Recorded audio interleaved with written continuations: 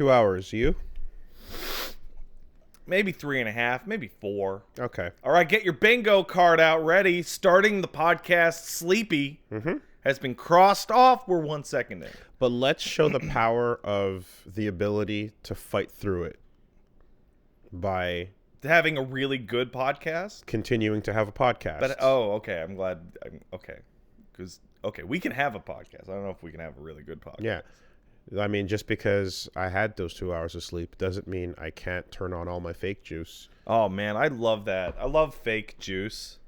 and just be like, yeah, let's do it. Right? Because even though you really want to be like, hey, what's up? Good morning. Welcome to the podcast. I don't know. That has a certain energy to it. It does, but like, we don't have to do that. We can do this. We can. Hey, everyone. You know what? I have given up on turning on my fake juice for Nintendo conferences or directs that are at 9 in the morning. I hate it. I hate that they do it. And on both times that I've done it now, I have been sad. I think watch-alongs are sometimes beneficial, oftentimes not. Depends on whether something Hey, cool everybody, let's happens. have our big excitement for something we'll talk about in the news later. Depends on whether something cool happens, you know? Yeah. And what I definitely didn't like, I didn't like how the lack of cool things happening created an astounding level of cynicism for everything that was not the stuff that we were into. Like, it really, after a point, like, that's not to say that it's ever warranted to walk up on a stage and go TV. Oh man, that was a great. Do people even remember that? That was a terrible. long time ago. That's a terrible. Don't do that. That's not ever warranted. But there was definitely a thing where it's just like, hey man, I'm not into cars, right? So Yeah. I could definitely sit here and just shit on that for a while. But it's like, but at the same time, it's like, there's no reason to shit on it. It's just a genre you're not into. Yeah, I remember that. But it would create a definite thing of like, after a couple shows/hours of nothing that you're interested in happening at a show that you're hoping one thing that I just want to see one thing. But like, maybe this company makes one thing you care about. Yeah, maybe I'll see that one thing. Right, and you don't get it, and then you're just like, well, what's the point of this fucking conference? Well, I woke up early for this. And so the whole thing is just like, fuck you, Ubisoft, when are you going to make what I want, you know? And you're Yeah. just like, okay, well, why bother? Yeah. You know? So I didn't like that too Because much. it drives the engine of the internet. Sure. Emotion. I think if you can make like something magical like that, I don't know the name of the content creator that made the, like, I fucking love cars. Oh But God, that type of editing, that dude's incredible. it's so good, and that type of editing in post will always be strong because you're grabbing the best bits and doing something with them, certainly. But you don't know what's coming when you're doing. Cat does good stuff as well. Oh, okay. Well, yeah, that's not the. Well, that's a person. different guy. That's a different guy. Yeah. Matt Lees. Okay. That stuff was great, and you don't necessarily always get that when you do the watch along. Turn shit into gold. So that's the problem with banking on these Nintendo Directs. I think the bummer is that the best one of these that happened was one that I didn't bother to watch, which was the Sony Direct thing that was at 9 a.m. like a month and a half ago. They said they at the very end they're like, and now we'll have a special look at the single player campaign of Project Resistance from Capcom, and it was the Nemesis trailer. Okay. And it was like, okay, that's pretty fucking funny. That's pretty good.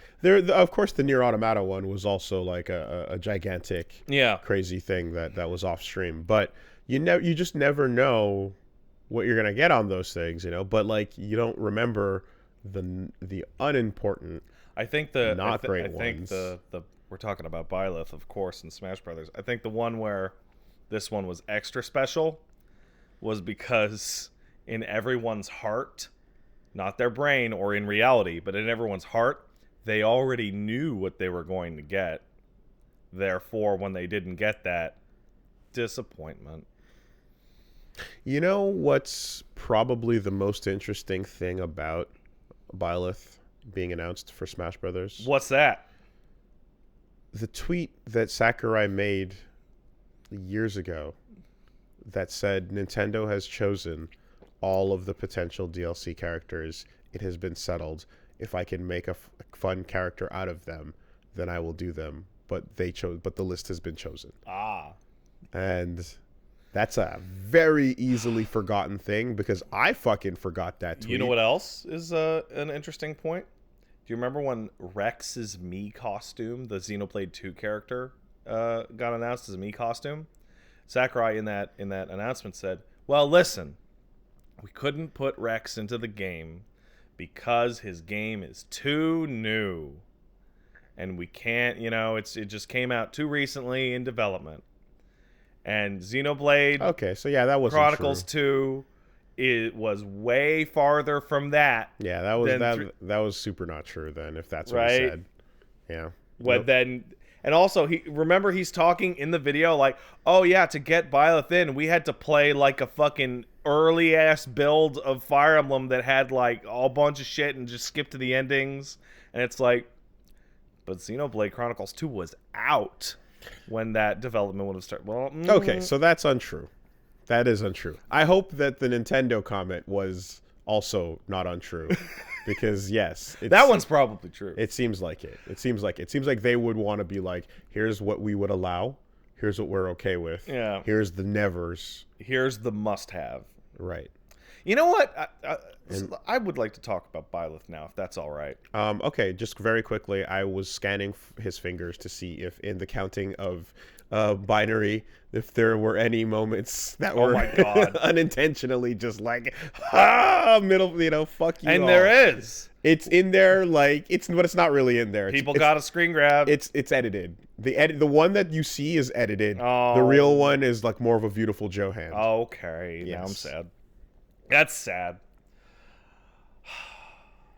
I think the funniest thing out of all of this, He has a deep voice. was a sentiment that I saw on social media, which was like, "Come on, guys, let Fire Emblem just have this one. Fire Emblem doesn't get anything." And it was like, it's the most overrepresented game in the fucking franchise. Yeah, and I like the comic that like that has Byleth just kind of tearing up a little bit. Everyone's like, "Fuck you, we hate you, boo," and she's like, "Oh, I'm trying my best." So, okay, and like it's the characterization of like the of the Fire Emblem character like showing up and being like, "Oh no, everyone hates me," and then like 50 comments underneath it saying, "Yeah, Byleth would not give a shit about that at all." like, what a That's not even school. remotely close to something that the character would do. But like, I was thinking about, I talked to some Fire Emblem people and I talked to some Smash people, and I got somebody made a really nice breakdown, like a really long one to read about like, hey, why are people actually angry instead of just like, "Brr, Byleth bet," right? And it's really obvious that there's no winning on this, because this is going to sound controversial. I think Byleth's a really good character to include in Smash Brothers in their current form with the 3 weapons. Correct me if I'm wrong, but has every protagonist from all the new era of Fire Emblem games previous showed up? Yes, and that's the problem. So the trend has been set. That's the problem. The trend has been set. Byleth is in a really popular hot game that everybody loves. Yep. Corrin wasn't.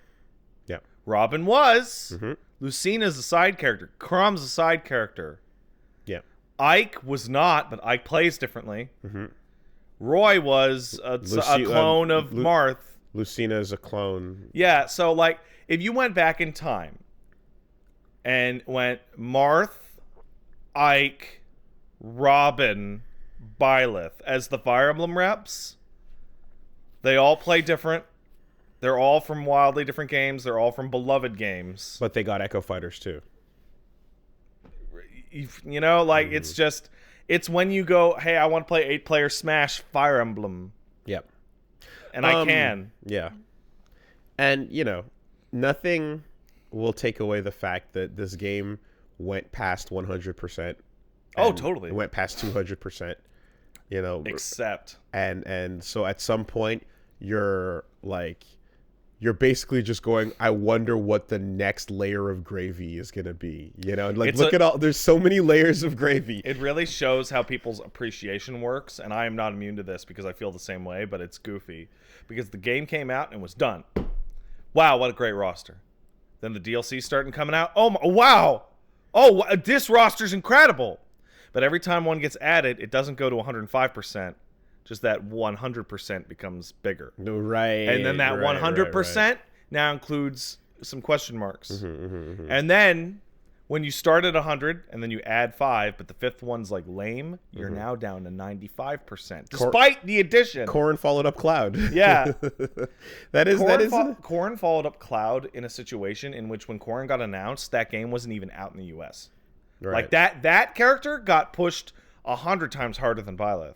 But it's the same. It's almost the same mental tricks as the things that, like, you know what, I was getting mad at you because of what was it? It was something where it was like just a matter of perspective. I mean, that's broad. That could encompass hundreds of situations. Of course it could. I think it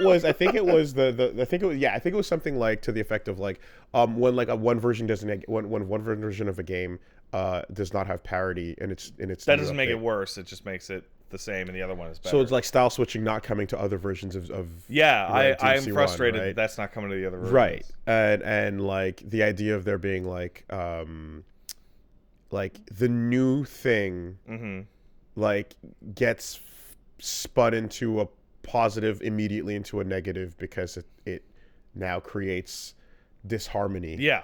Right? In that way. And I'm like, oh man, but the new thing is nice. Yes, you know? So like in this case, I definitely have a very unique feeling about Smash Brothers characters' inclusions not being the ones I'm hoping for, because I mean it doesn't have to be stated how much like you or I would love Dante showing up in Smash Brothers. I'm not gonna play him. I just want him to get his little It's star. the Oscars, right? It's the Oscars. We want the nominations, right? I definitely don't have to go over on like explain how much fucking we like Devil May Cry. That I feel like if you know us at this point, that's an established thing. But in a game where this has been so over the top beyond expectations with who they do pull in, and knowing that Iwata told Sakurai to like make this the thing, and also of course knowing there's another 6. Yeah. The fuck? Like, yeah, they're gonna add Hilda. They're gonna add Claude, Dimitri, It Edelgard. feels yeah. What was the one they had? The guardsman. Guardsman. It feels almost impossible to like actually take this as like a negative when it's so far over the top already. This should have been the first character. And sure, the order they announced it in, sure, or the third. You could have. You know what? Back in the day, you didn't tech throws. You softened them by flipping out. You could have softened the throw. Anything but the last one. Really, any spot but the last. But it doesn't change the fact that like, it's you. We are Richie Rich. We have a giant pile of toys, and the one tossed on the top of the pile is not the one we wanted. Oh, totally. You know. So I can't help but feel like, yeah, that's fine. It's okay. It's not what I wanted. It's weird and it's complicated. But like setting my expectations up specifically for this one to be Dante. Yeah. It's complicated because on top of that, it's like I don't even play Smash. I buy the characters and then I play them once and then I go, yeah. And I assume there's a lot of people who don't even own Smash who are watching this. Toy collection. And it's about the excitement of the event of oh my god, and you know it's the Oscar nomination. Yeah, it has nothing to do with the game anymore. I mean, fuck, the night before the direct went out, I retweeted a picture of the 3 fingers being held up by Goichi Suda, who was using it to promote No More Heroes 3. Yeah. And then Art of Travis Touchdown holding up 3 fingers. And you were like, that would be good too. Oh, what's this? What's going on over here? Oh, it's nothing. Don't worry about it. Nothing. No. Definitely not. You know. So, yeah, I think that huge wave. And it created a whole lot of fun new Dante content. And on the Devil May Cry subreddit, there was like someone who posted two folders, like memes for Dante in Smash, memes for Dante not in Smash. And it's like, yeah, that's great. That's gonna be funny for a while. Dante sitting sad at a table going, "Woohoo! This party's not crazy." Or just photoshopping like Sothis in the background and him going, "What the hell is this?" It's like, oh, it's great. But yeah, and then and the other thing too is that like he's definitely the one that has the most headspace right now. It feels like there is a pattern of like certain announcements get attached to certain characters specifically because it feels like this is the time, But we'll see. We have another 6 to go, and if he's not in those 6, that's fine. That's fine. Sure. There was something that came out of that was very happy. Yeah. Congratulations to Cuphead. Oh yeah. And you know what? Unlike something like, I think Sans could have been an interesting full character. Yeah. I think Cuphead is perfect. I agree. For a Mii costume. Because just point the finger and then shoot the It's the gun. best. Yeah. That's exactly what he is. That's exactly what he should be. There's no Mugman in there, but whatever, right? Like that is... Do you also prefer Mugman? Yeah, Mugman's great. Mugman's the best. Mugman's great. Perfect. I love Mugman. That's the kind of thing you'd like, you love to see it. I don't know how many other characters are like that, where it's like, you're a nice little game and you're a perfect inclusion for a Mii costume. Yeah. There's not a ton of those out there. But Altair from Assassin's Creed. That's a perfect one. Anytime we get into these Western humans, I tell you. It's so weird. Anytime we get into... Yeah, hey, I'm going to say it for Doom Guy. I'm going to say it for... who was the other one you guys were thinking about? Scorpion? oh yeah, the video games guys are pushing Scorpion or Sub-Zero real hard. Yeah. Like, I'm surprised, legitimately, that Rabbids didn't annoy everybody by getting one. It got a costume, and then you can file that away in your brain if you don't like it. Sure. It doesn't show up on the character select screen. That's what really matters. Another 6. God damn. That's so much. It's at the point where I'm like, they have to be third party because they've run out of Nintendo characters. No, you can grab... No. Who else? Who? Springman. No. Why not? I don't want him. Arms? I'll take anybody over Springman. But Arms deserves some rep. Does it? Yeah. I'll take your word for it. Waluigi.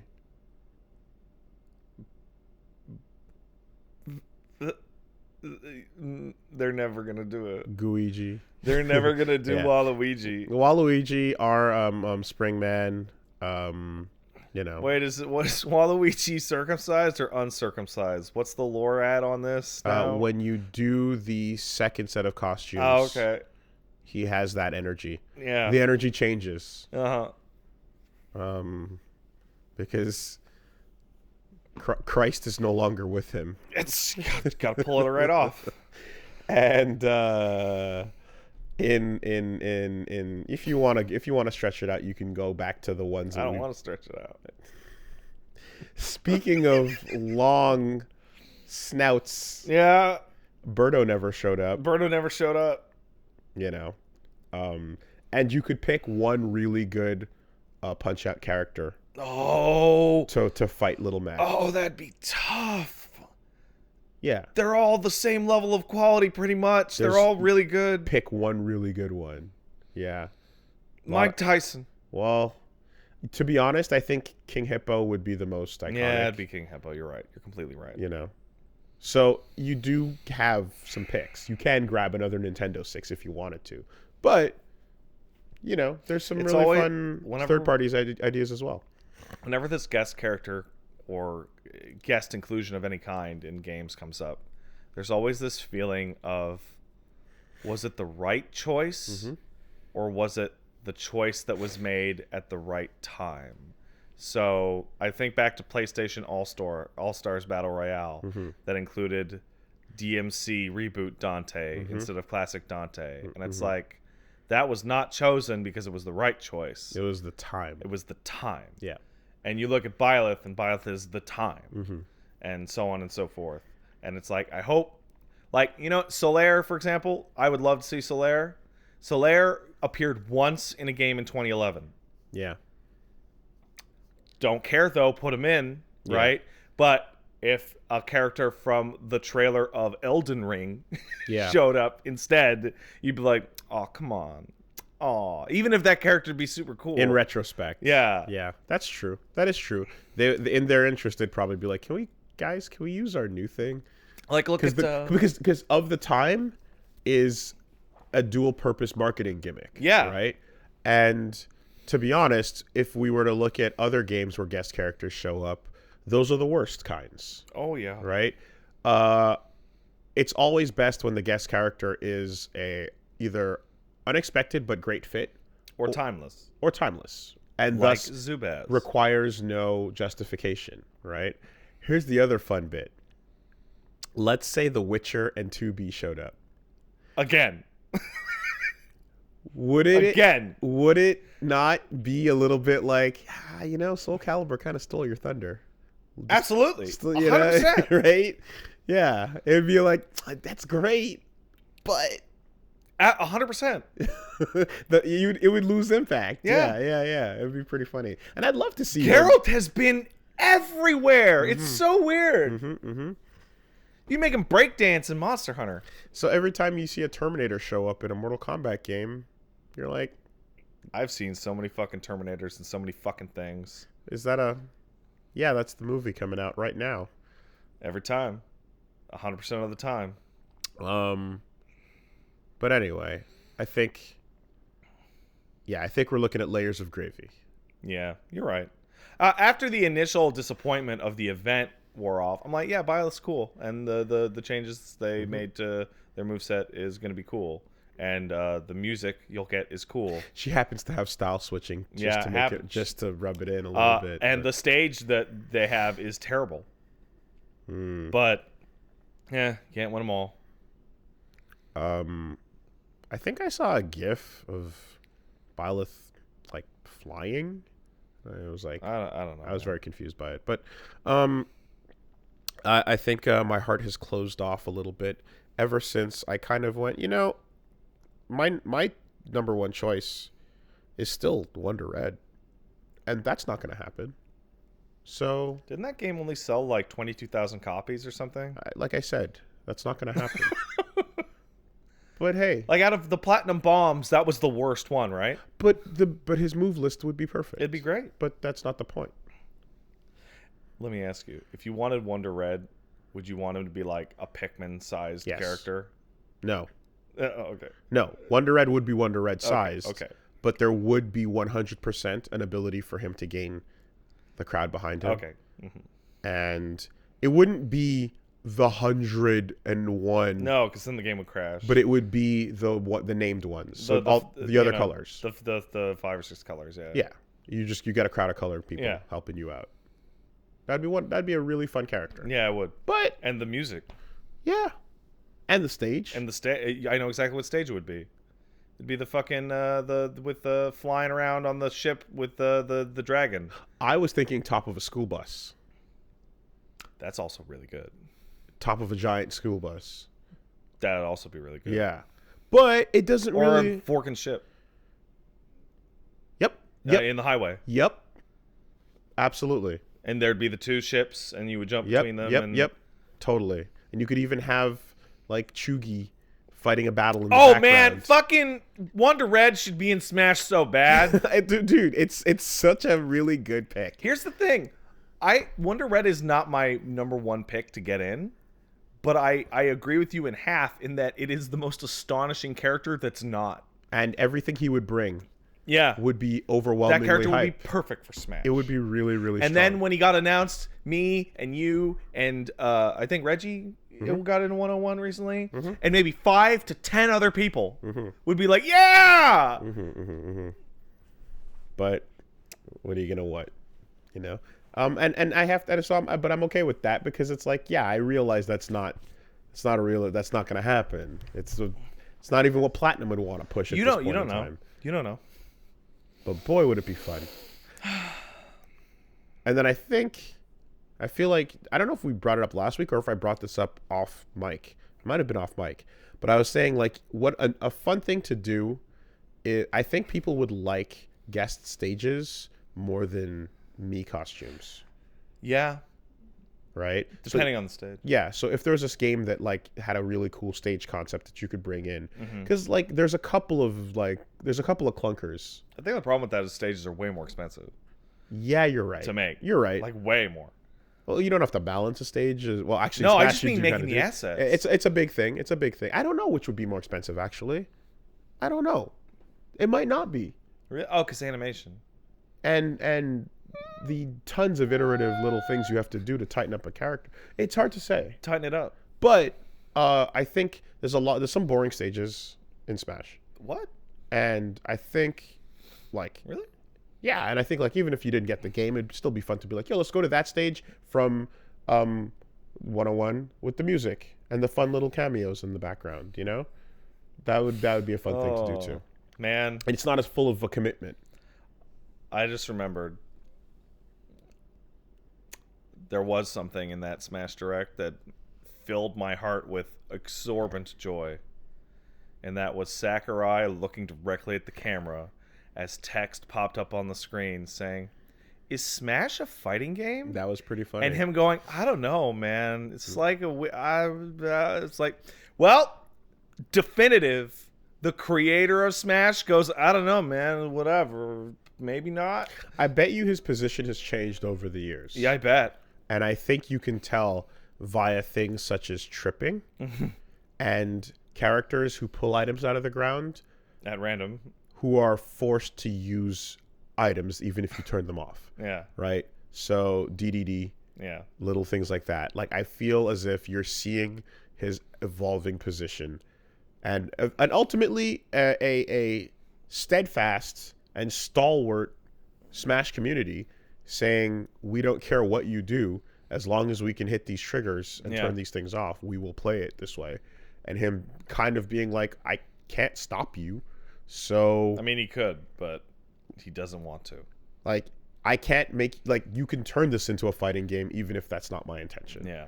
And even if he turned it off and forced items to be on all the time, Don't worry, people would figure out a way. within 45 minutes, Yeah. there would be a mod. It's already made. You know, oh no, you know what it'd be? They would just unleash You know, it'd it. be way more fun than that. Yeah. Like, items are all on and stage hazards are all on, but if you use them or pick them up, you lose.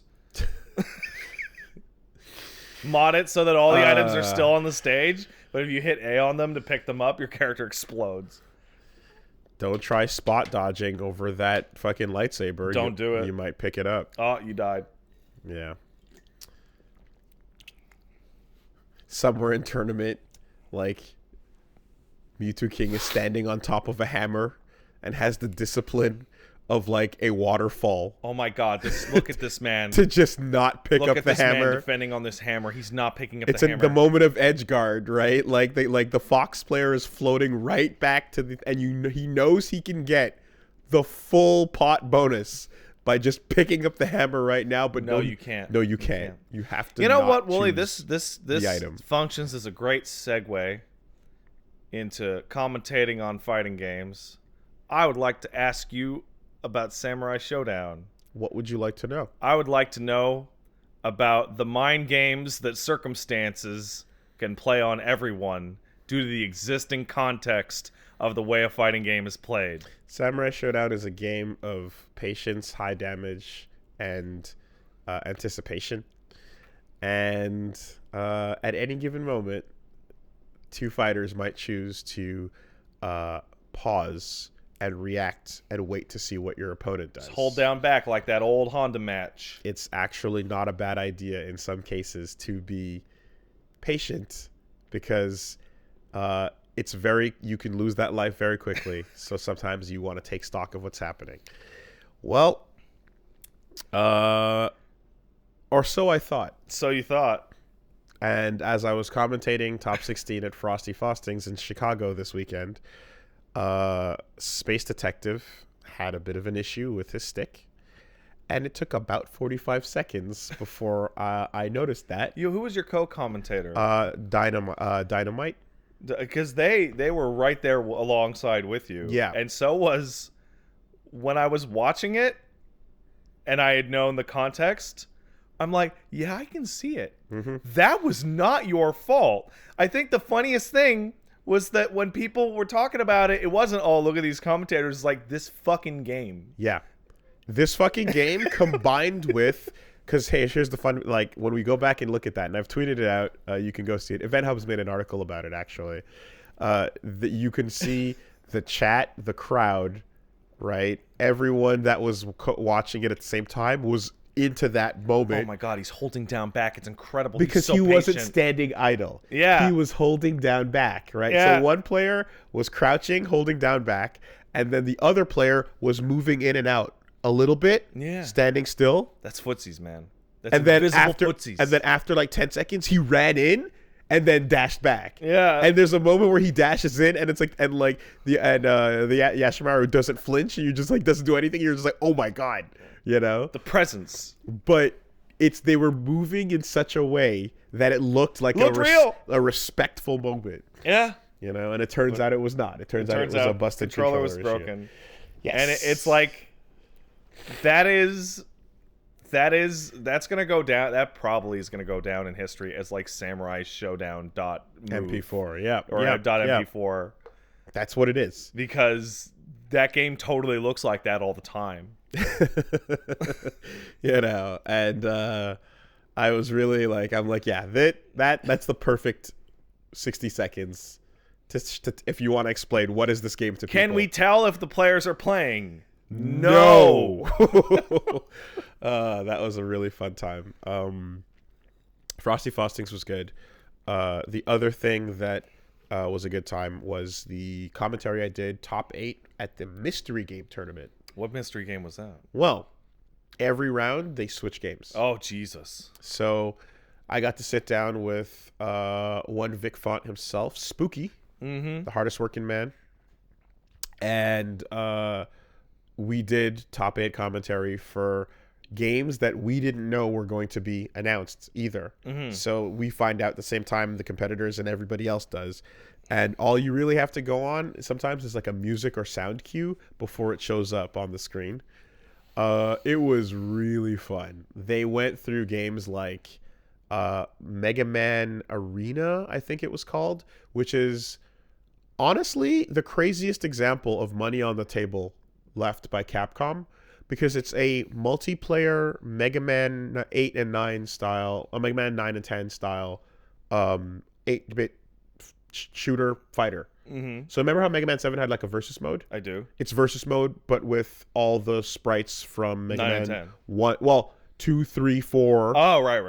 Right? Everything that fits into that style, 5, etc. Like, you just grab a boss or grab Mega Man, and then you go to a bunch of stages from those games, and you just jump and shoot and slide, and that's it. And that sounds fun. It was very cool, you know. And like, and if the characters have like each boss that has like different styles of attacks, it's like, yeah, you can do them. So Crash Man can jump pretty high, and or Quick Man rather, and you know, Woodman can make the leaf shield and throw it out. And you just play this thing, and you're just like, yeah, this is a great game. They had a fun matchup. But like, how has Capcom not actually made this? Capcom's busy, man. It would be so inexpensive and so like free in terms of like money on the table, indie money, whatever, you know. They did that Street Fighter Cross Mega Man thing that one time because a fan kind of got it in the right door, but the idea of Mega Man Arena not being a deathmatch thing that they haven't done this yet is like wild. They've done Power Battles and they've done Mega Man 7 Battle Mode. But anyway, so there's that. There's the fact that they switched it up to like an Atari game, I think.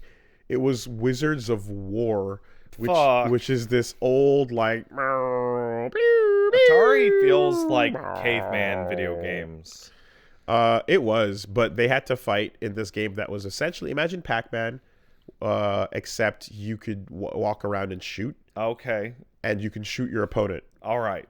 And when you go through a gate to switch sides, it locks it off. All right. So you're fighting That for sounds points. terrible. It was pretty hype because they were fighting for points, and at one point towards the end, they started to learn some tech, and like one player was able to shoot the opponent, have him die, and then walk over to his base and spawn camp him, and so that as soon as he spawned again, he shot him again, and then took the game like that.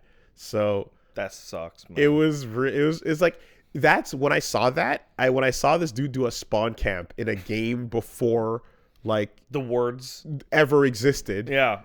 It made sense when Spooky said, yeah, so the thing about this top 8 is the last time and the other times we have mystery game tournaments, these names show up consistently.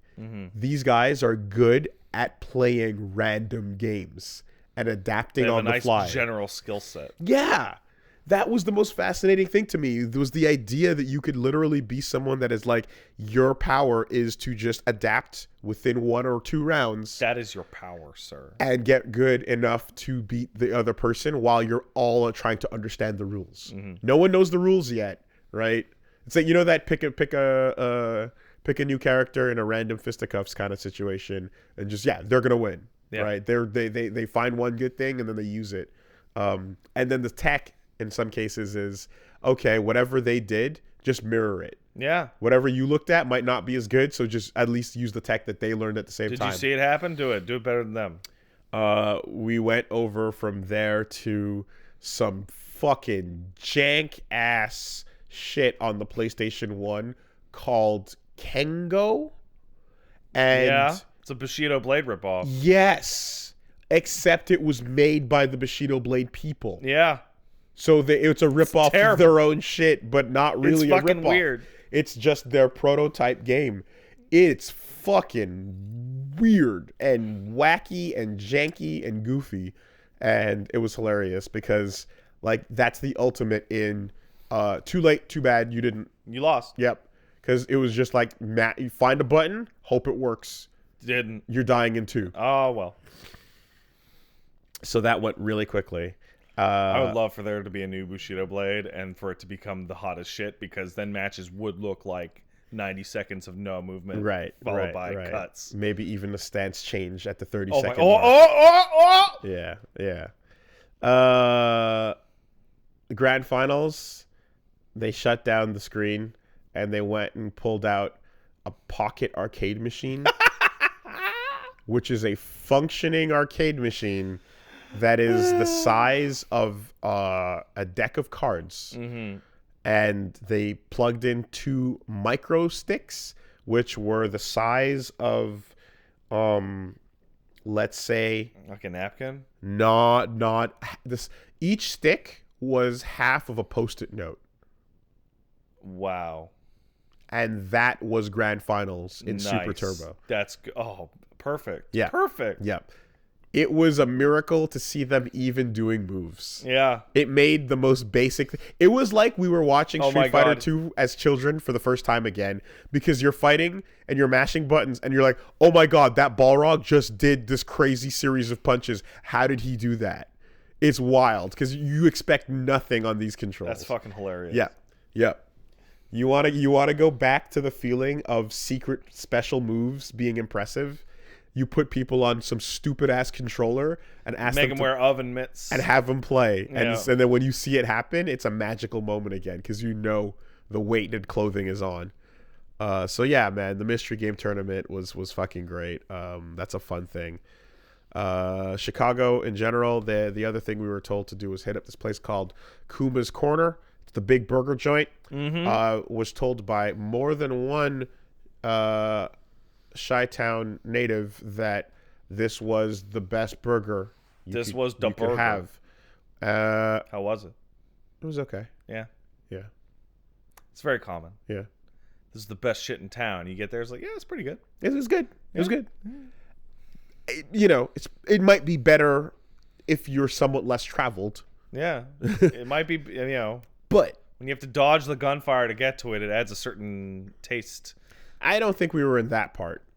I don't think we were in that part. Willie, I'm ignorant of Chicago. So am I. In my brain, Chicago is just like a big gun shooting into a deep dish pizza. No, it was here's what it was, right? It was a hotel, it was a high stretch of highway, and then it was a gigantic parking lot with a mall. Okay. So I wasn't even in that's not even that really part. Chicago. Yeah, it was just, that's all it was. America does have those crazy like mall blocks though. We don't have those, right? Not really. That's one thing about America that I noticed is like they will have like roads that go into a mall's parking lot and make turns around certain stores. That's weird. And then kind of break off and go back into being roads. Like we have those in like sparingly. We have moments of like, yeah, this giant parking lot will have a couple of exits. Yeah. Right?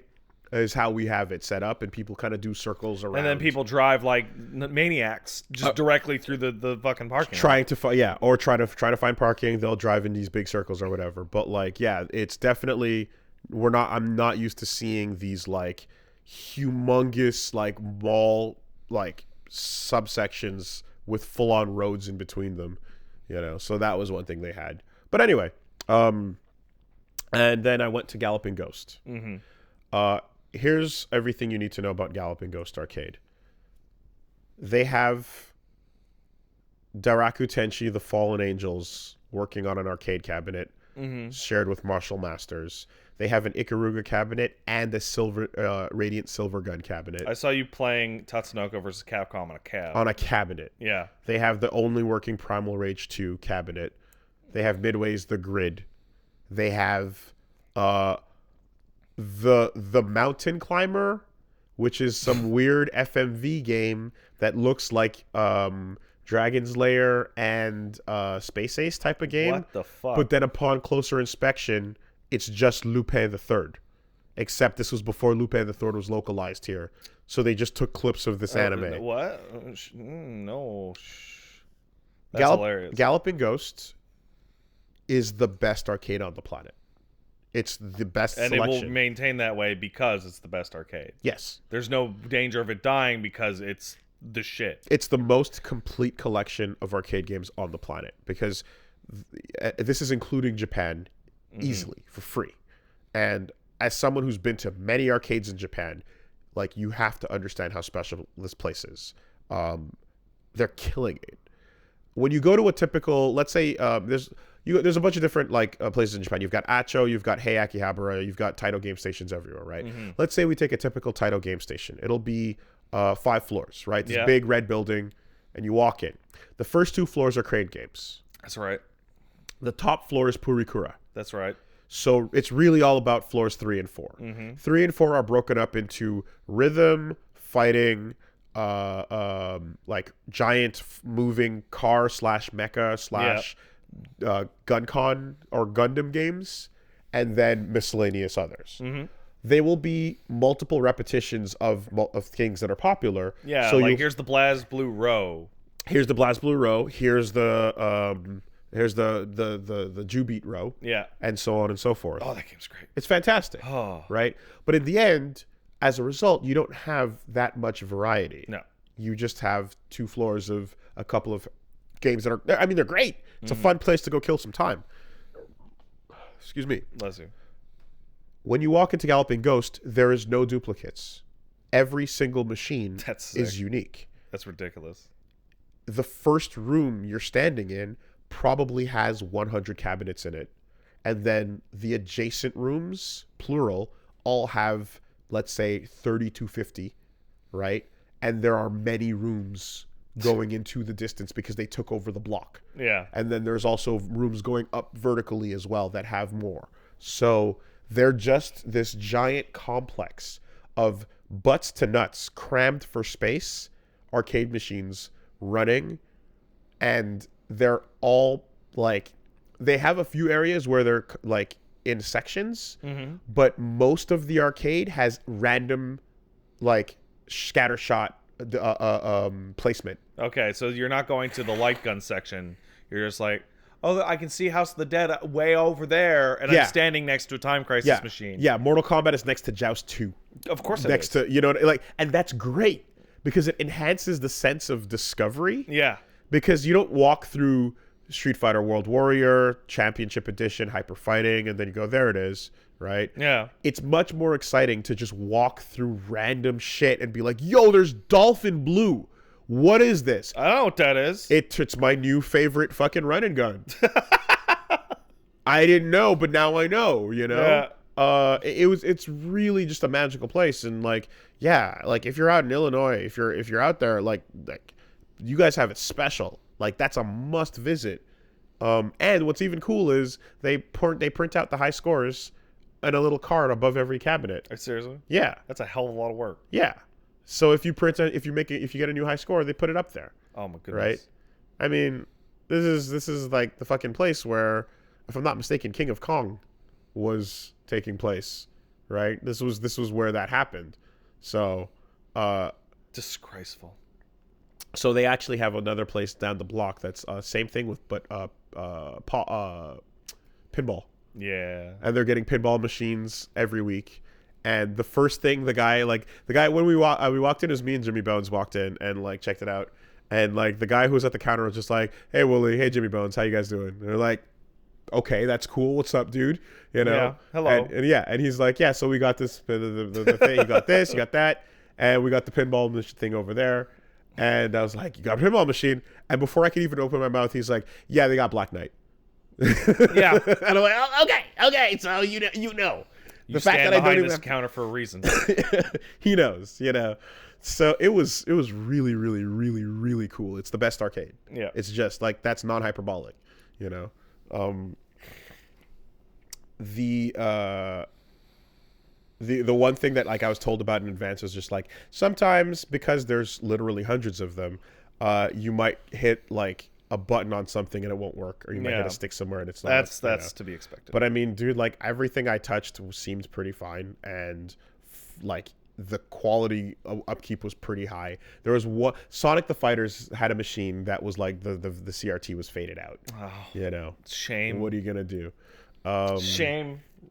Really? Yeah, and you know, a couple people came out. I did a little last minute thing to just say like, yeah, I'm gonna be here for a little bit tonight if you're around, and you know, a handful of people came out. We played some games, had some fun, so that was cool as well. Oh God, I'm so jealous, so jealous of access to that place, because it's also at either $15 or $20 for all night. What? Play. It's not quarters? Everything's free play. Oh. That's okay. That's an important key detail here. That's all right. Yes, it is. So you want to try and crack one of these fucking records, you can spend your night working at it. Oh man. The me of 20 years ago would have really appreciated the chance to get a real good record on like my 1cc clear of like House of the Dead. I mean, you can go do it. That was a long time ago. Yep. They got Darius Burst. They got Darius EX. They got like fucking these. Anyway, they have the Sega Sonic the Hedgehog, which is a Sonic game, which fucking has a trackball as the means of control and play, and you're essentially running on a trackball map, and your brain just kind of auto completes information. I think that was turned into Sonic 3D Blast, because you run around on Sonic 3D in the isometric view, same view, right? But the fucking roller ball on it, like when you walk by this game and you start playing it, it's so weird because your brain auto-completes information. Why? You pick Sonic the Hedgehog if you play the middle, right? Where the blue buttons are. Uh-huh. But then there's the red button and the yellow button. Oh. Right? And you're like, okay. So you hit that yellow button. It's like, cool. Do you want to play as Max the Squirrel or Mighty the Armadillo? And you're like... Oh, that's where they came from. What the fuck is my...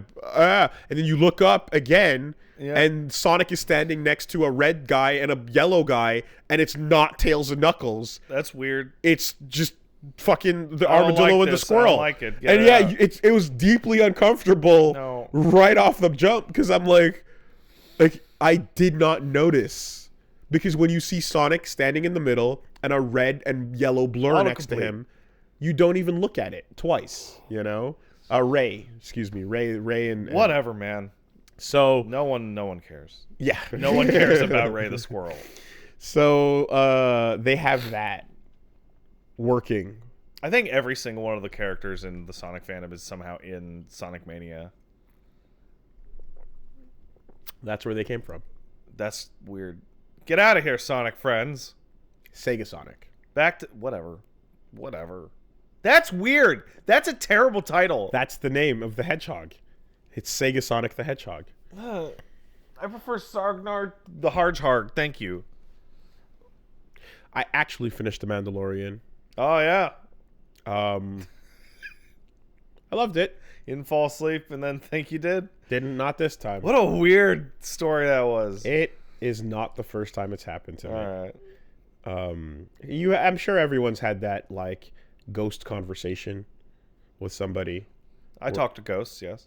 No, where you fall asleep, you imagine a conversation with someone, and when you wake up, you try to continue it. Oh yeah. And they go, "What the fuck are you talking about?" Yeah, that's awful. Yeah. Yeah. Worse yet is an argument. And then you're like, I can't believe you did that shit. I'm so mad at you. And it's like, but that didn't happen. And you're like, yeah, I know, but I'm still mad at you.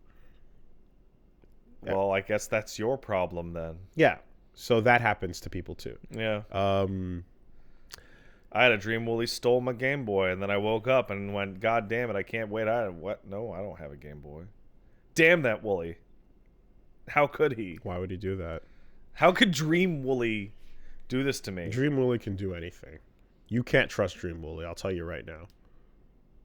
Dream Wooly will fuck your day up. Reminds me of my favorite stupid dream that anyone's told me, which was Paige describing that Scrooge McDuck gave her a peanut butter sandwich, and she bit into it, and it wasn't peanut butter. It was filled with bees, and the bees stung her mouth, and she woke up with a fright going, how could Scrooge McDuck do this? I've had... How could he have done this? I've had... So I talked about this a long time ago. But I've had there was a time when I had a recurring dream of standing on a cliffside and falling off of it, right? And every time, like, Athena! And every time I'd fall off, it would be third-person camera, right? It was very strange. Okay. Very strange. So I'd be experiencing the weightlessness for a moment, but I'd be seeing a third-person camera. And then, like... Excuse me. It recurred so often that, like, if I had seen a cliffside in media... Yeah? It would sometimes become that cliffside. Oh, that's bad. Oh, man. Right? So, like, when T-Hawk holds his hands out at his ending and he's looking at his land, I've fallen off of that. Oh, that's weird, dude. When old Red 13 looks over at the overgrowth, I've fallen off of that. That's weird. And I've had a couple of those. That's really out there. And it's always, when it's a cliffside, looking at everything the light touches is your kingdom. Yeah. That. Keep Wooly away from your cliffs. He will fall off them. I mean, some of them involve me getting pushed. Oh, sure. I don't remember by who, but it would be really funny if it was the character. Like T-Hawk, Red 13, and fucking not even Mufasa, Rafiki, pushing me off the edge of everything. Why would you do this to me? But it's the same thing every time. It always goes to the same shot, same place, same whatever. But it was just such a weird recurring thing. You know what, Wooly?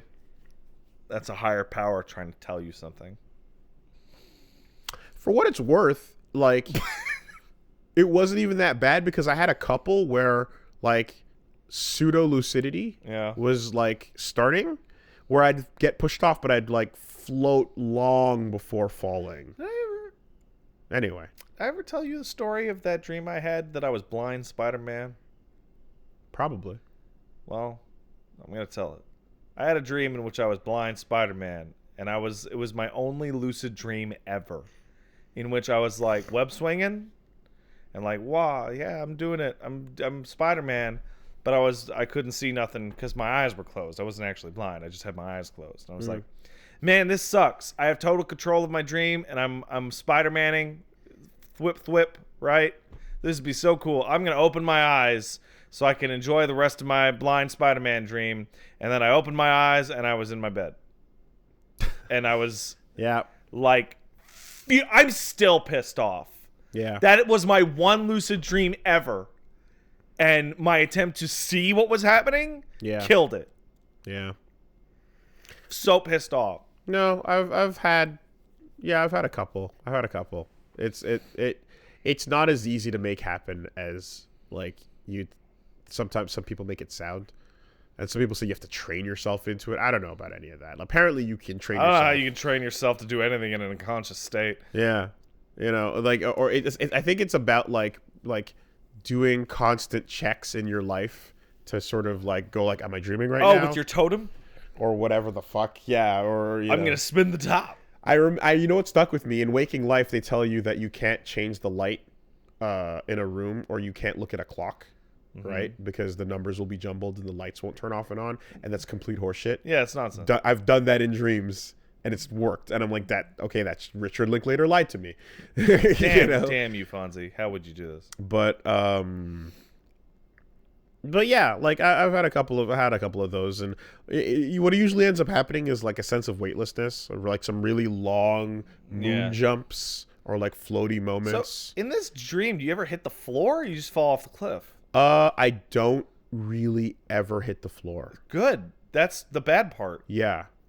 It usually, and that's kind of the weird inconsistency, is like you would expect to at some point, and I feel like it just cuts to something else. I feel like it. I don't remember though, but I remember the fall like consistently as a thing. Well, that's an incredibly common recurring dream. Yeah. Falling, your teeth falling out. That's never happened. That one, I remember hearing that was a recurring dream. Yeah. That's common. Yep. Boy, that's a terrible one to get. I can only imagine how awful that would feel. Not great. Yeah. But anyway, if you ever find yourself blessed with the ability to like be like, I'm in a dream and I can control it, and like, have fun. Once had a dream when I was a kid where Frankenstein was chasing me around a grave, and it was, I mean, that's pretty normal, right? I mean, but the weird thing was that PJ Jen was on the grave playing guitar. And I was like, help me, PJ Jen. Specifically Jen. Yeah. Wow. I was like, help me, PJ Jen. And she was like, nah. Okay. And she kept playing guitar, and I was like, what? Yeah. I definitely remember whatever. I remember early Christian Woolley trying to talk to girls in dreams and figure out how to do that. And be like, hey, do you want to talk about the Lord? No. When I say Christian Woolley, I mean like I'm reluctantly fucking in these rules, but I just have no toolkit, you know. And you're like, all right, well, anyway. Oh, I see. Is what it is, bro. Don't be weird about it. So, it was Frankenstein's monster. It was not Dr. Frankenstein. To the people who want to know, that it being chased by Dr. Frankenstein would be much weirder. But one Eli does point out that Frankenstein's monster went by the same last name himself. He did. And thus could also be because he was ostensibly Frankenstein's son. So fuck you, those who say actually. Actually. Yeah, Mando was really good, and you should watch it, and you should take that as your Star Wars. I will do that. I will take that as my yearly mandated Star Wars. They re-upped it, and I hope they don't jump the shark on the series. It's good, and it's very easily spoilable. Not spoilable, ruinable. Yes. It's delicate. Yes. It's a delicate thing. This is a dance that works right now because of how sparse and quiet, and not quiet, but like reserved. The scripts are probably very short. Okay. For each half-an-hour episode, there's probably not that many pages because It's a super simple thing. In each case, there's a place to go, a person to talk to, and a thing to kill. You know, I'm gonna do it. So I'm gonna shoot it. It is very.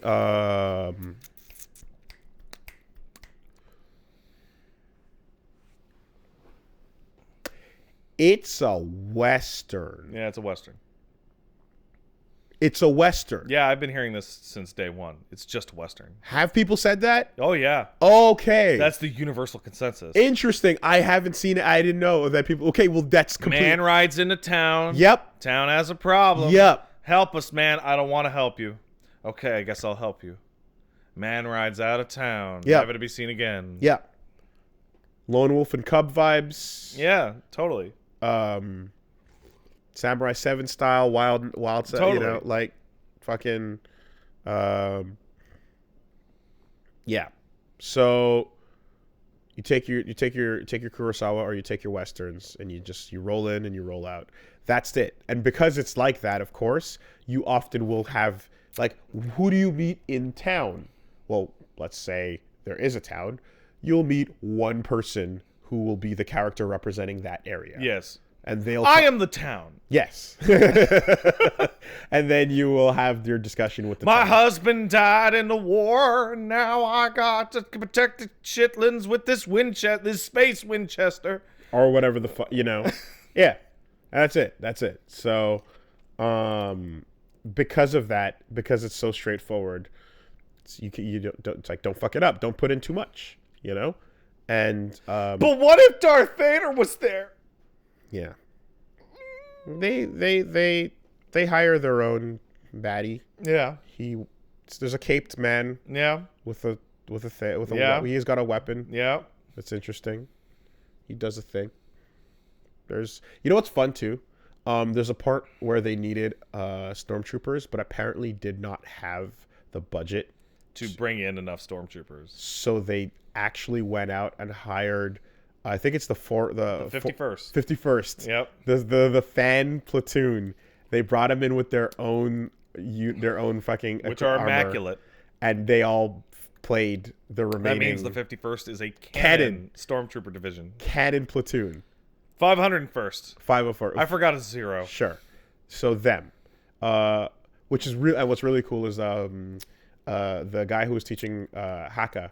Mm-hmm. He's a member as well. So like I've seen some of those fucking amazing, immaculate costumes they bust out from time to time, and yeah, it's insane to me that a Star Wars show would not have the budget to hire enough stormtroopers, but it's cool that it resulted in this. Yes, I agree. This is the best possible outcome. That show will be ruined in its 3rd season. I goddamn hope not, because it's so delicate. It's so delicate, you know. It is a leaf floating. Enjoy that next one. That next one will be good. And they're going to go Dead Space on it. It's a leaf on the pond right now, floating above the surface. Please do not sink it.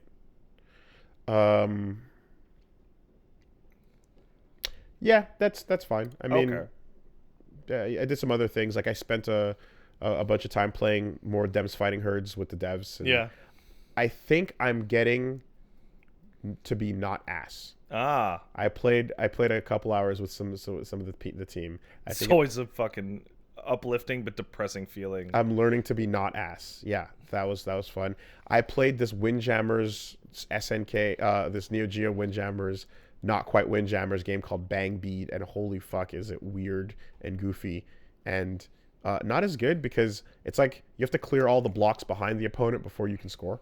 And I don't like that version of it that much, but more investigation is required. And Akuma is currently fucking rocking Teppen with his bullshit. Good Teppen Akuma? Yeah, he's added Awakening, which is the ability to play a card on top of an existing card. That's crazy, Akuma. Which means you're not stuck with, like, when you have all 3 slots taken, you can now just drop another card on top of it and power it up. Yeah. And destroy the one underneath. And I'm like, fuck me, that's really strong. So that's tough meta. Tough meta we're dealing with right now. I'm sure you'll manage. You seem to be quite adept at Tekken. And My by Tekken, I mean Teppen. my existing Nero skills are no longer that good. Damn. So I have to. Because the meta has shifted. It has shifted. I have to figure it out again. But yeah, I'll leave it there. All right. Let's see. Hey, Wooly, if they wanted to look at Wooly stuff, where would they go? Well, if you were to go check out Wooly Versus on Twitch and or on YouTube, you could go see the current ongoing Death Stranding LP happening right now. Mm-hmm. Where are you at in that? Just did Virgil 2. Mm-hmm. No, wait, not Virgil 2. Whatever. Yeah, I know what you mean. Mads 2. Mads 2. Just did Mads 2. That's in there. Yeah. You're in there. Yeah. You're farther than you think. Yeah. I walked up to a terminal and they basically told me, like, hey, so this is where you're going to go. Go talk to this guy, do this thing. But then also there's this city here, and that's pretty much where that's your end goal. They showed me where the end goal is. The part of the game where you hit it and you go, the road ends here. Yeah. You're like, well, okay, well, that's pretty definitive then. Yes. And then, they fill out the map and they go dot. And there it is. So you can see it. I've been getting conflicting numbers from people in terms of like how far in I am, but depends how much you want to do. I guess. That's how far in you are. Yeah.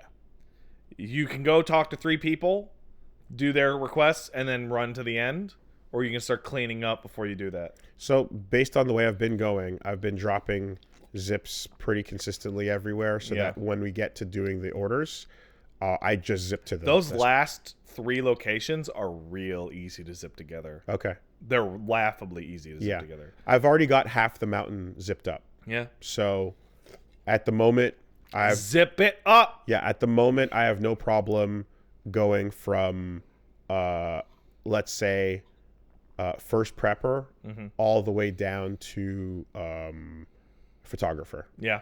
Mm-hmm. Yep. That's good. That's good. Should be fine. I'm not too worried about it. That's a good game. Yes, it is. Also, reading some of those going through those emails. We're doing these 0.5 episodes where we read the emails from everybody. Yeah, I just stopped doing that on stream after a while because there's so many. There's so many, but there's some good shit in them, and I'm glad we do them as like, again, we tell you it's a 0.5, but there's some good meat, some weirdos. Do you know Edgar Wright wants to fuck robots? Yeah. Okay. I just assumed that though. I didn't read it. Well, he's there. I'd fuck a robot. Would you fuck a robot? I mean, they're the right kind. Okay, define right kind. You like a Wall-E, or you're talking like a human-looking one? Jehuti. Okay, you want to fuck Jehuti? Or do you want Jehuti to fuck you? You ever hear of a Switch? All right. Now this is a human-sized Jehuti, I'm going to assume. It's a console. It's a Nintendo console. I'm just saying because like a normal-sized Jehuti fucking you would explode. And not with cum. I mean, like, your body would be sheared. Can I introduce new evidence into the courtroom? Yeah, hit it. 2B. 2B? 2B is a robot. So, yeah, that's a good game. It's a good game. Having a lot of fun with it over on Wooly Versus. You can also catch this week the schedule where tomorrow I will be starting a new LP. Hey, can I ask you what that is afterwards? Sure. Okay, cool. Or you can tell me? Yeah, sure. Okay. Because sometimes Willie's like, I got a secret project. I'm like, what is it? He's like, I'm not telling you. I'm like, what the fuck? Yeah. What is this? What is this crap? They're not going to guess. You can't guess it. But new LP starting. Tokyo Mirage Sessions Encore. Absolutely. We're doing Get Into Fighting Games later on tomorrow night. King of Fighters 14 and Schwarzer Blitz. And then Table Lords coming back on Saturday. Hooray! So that's over on Wooly Versus. Now, in comparison to your varied approach, I've been doing pretty much one thing with my week, and that's playing Resident Evil games. Old Resident Evil games, that is. Remember a while ago on the podcast we talked about how you don't usually go back and replay old games? You generally one and done them. I heard you got some nice ambient out of CVX. Mm-hmm. I saw the posts where someone said something to the effect of like, okay, I didn't really take it seriously when everyone talked about how boring it was until my girlfriend woke me up on the couch watching the stream of CVX. Mm-hmm. So that bad. Here's the thing, right? Because you go back and play old classics. Everybody does from time to time, right? But there's a really special thing that happens when you go back and play old classics in a row fast. In the same week or 2 week or 3 week period, I forget what it is now, I got through RE1, RE2, RE3, CVX, and now Remake. You feel the flaws. You feel it like jump to the top because you're seeing it within one day to the next. It's like when I marathoned every Bourne movie together. You get to see all the things that are exactly the same. They're all the same movie. Yeah, they're exactly the same movie. Yeah, all three of them. Mm-hmm. So, RE1 is really primitive, but still good. RE2 is classic. RE3, better than I remembered. It's actually much better than I remembered. I should have given that game more appreciation back in the day. And then you hit CVX, which was like, hey man, it's on the Dreamcast. It's going to be 3D. You're going to be able to move the camera. Well, this is the ugliest mainline Resident Evil game. You go from the pre-rendered backgrounds in Remake on one side and 3 on the other, which are its releases, to a fully rotated rotated 3D camera, and that's not the problem. Well, it's not fully, but the camera pans. The problem is that as a result, the color palette and like look of every area, it's all really sparse 3D. The game is so dark. It's so fucking dark. If you pulled up, people were pointing out that the archive that I put up of CVX on my YouTube channel is bordering on unwatchable because YouTube compression combined with the game's color palette and the fact that there's low detail in the environments makes many scenes completely unwatchable. Like, you can't actually tell what's happening. I remember looking at the back of the box when I was going through Dreamcast games on back at Microplay, and I remember the screenshot specifically on the back of that game was Jill standing in a graveyard. That'd be Claire, but whatever. Excuse me. Doesn't matter. Doesn't matter. And standing in a graveyard, and I remember the camera was lower in third person, and I remember thinking like, oh wow, like those games usually looked really good. Bright and colorful and defined. So I imagine if they've created 3D full worlds that you can now walk around and rotate the camera in, it must look incredible. I just pulled up my stream. Here's a random screenshot. Yeah, that's just gray. It's just gray. Yeah. Yeah. Now, to be fair, you saw the filter removed from like 5. Yeah. I actually don't like that. It makes it look more generic. It makes it look nice, and it's not supposed to look nice. No, it's not supposed to look nice, right? It makes it look a little more generic, but the colors shine through a bit better. Oh, absolutely. But when they put that filter on, it's like now you're watching a gritty Colombian drug movie. Yeah. You're watching Traffic. Yeah, it's very different in tone. CVX also has like massive flaws that don't really pop. You know when you're like, damn, that thing sucked, but I just can't put my finger on it, right? It's got so many. The weapon choice sucks. Chris has nothing to do. The story makes no sense because at the beginning, Claire is like, hey, I have to find my brother. I'm going to Umbrella to find my brother. I'm going to track down my brother. I got to find my brother. And then when you get captured, she's like, I'll send an email to Leon and he'll email my brother and tell him to be here. I'm like, wait, what? I thought you couldn't find Chris. You just shot an email to Leon? Why'd you need to... Steve as a character, I'm sure you've Steve... Okay, wait, aren't they all full of stupid shit like that? Oh, yeah, they are, but this one's the worst. Steve as a character is the worst Resident Evil character ever. Literally a character who is an anime... And father! Like, X4 level voice acting. The worst. On top of that, he's the only overtly Canadian Resident Evil character, which I didn't realize until I played through it again, because he goes, I'm sorry, Claire. He's a creep. Wait, is he actually Canadian? It's not listed in the bio, but like you could hear it in his voice. Okay. He's a fucking creepo who's put up as the love interest, but he's doing all that anime 90s creepo shit where he tries to kiss Claire when she's asleep and shit like that. He's a bitch, and he's your main hero character. He gets cool hero moments. And Claire's like, oh man, I love him. And you're like, what?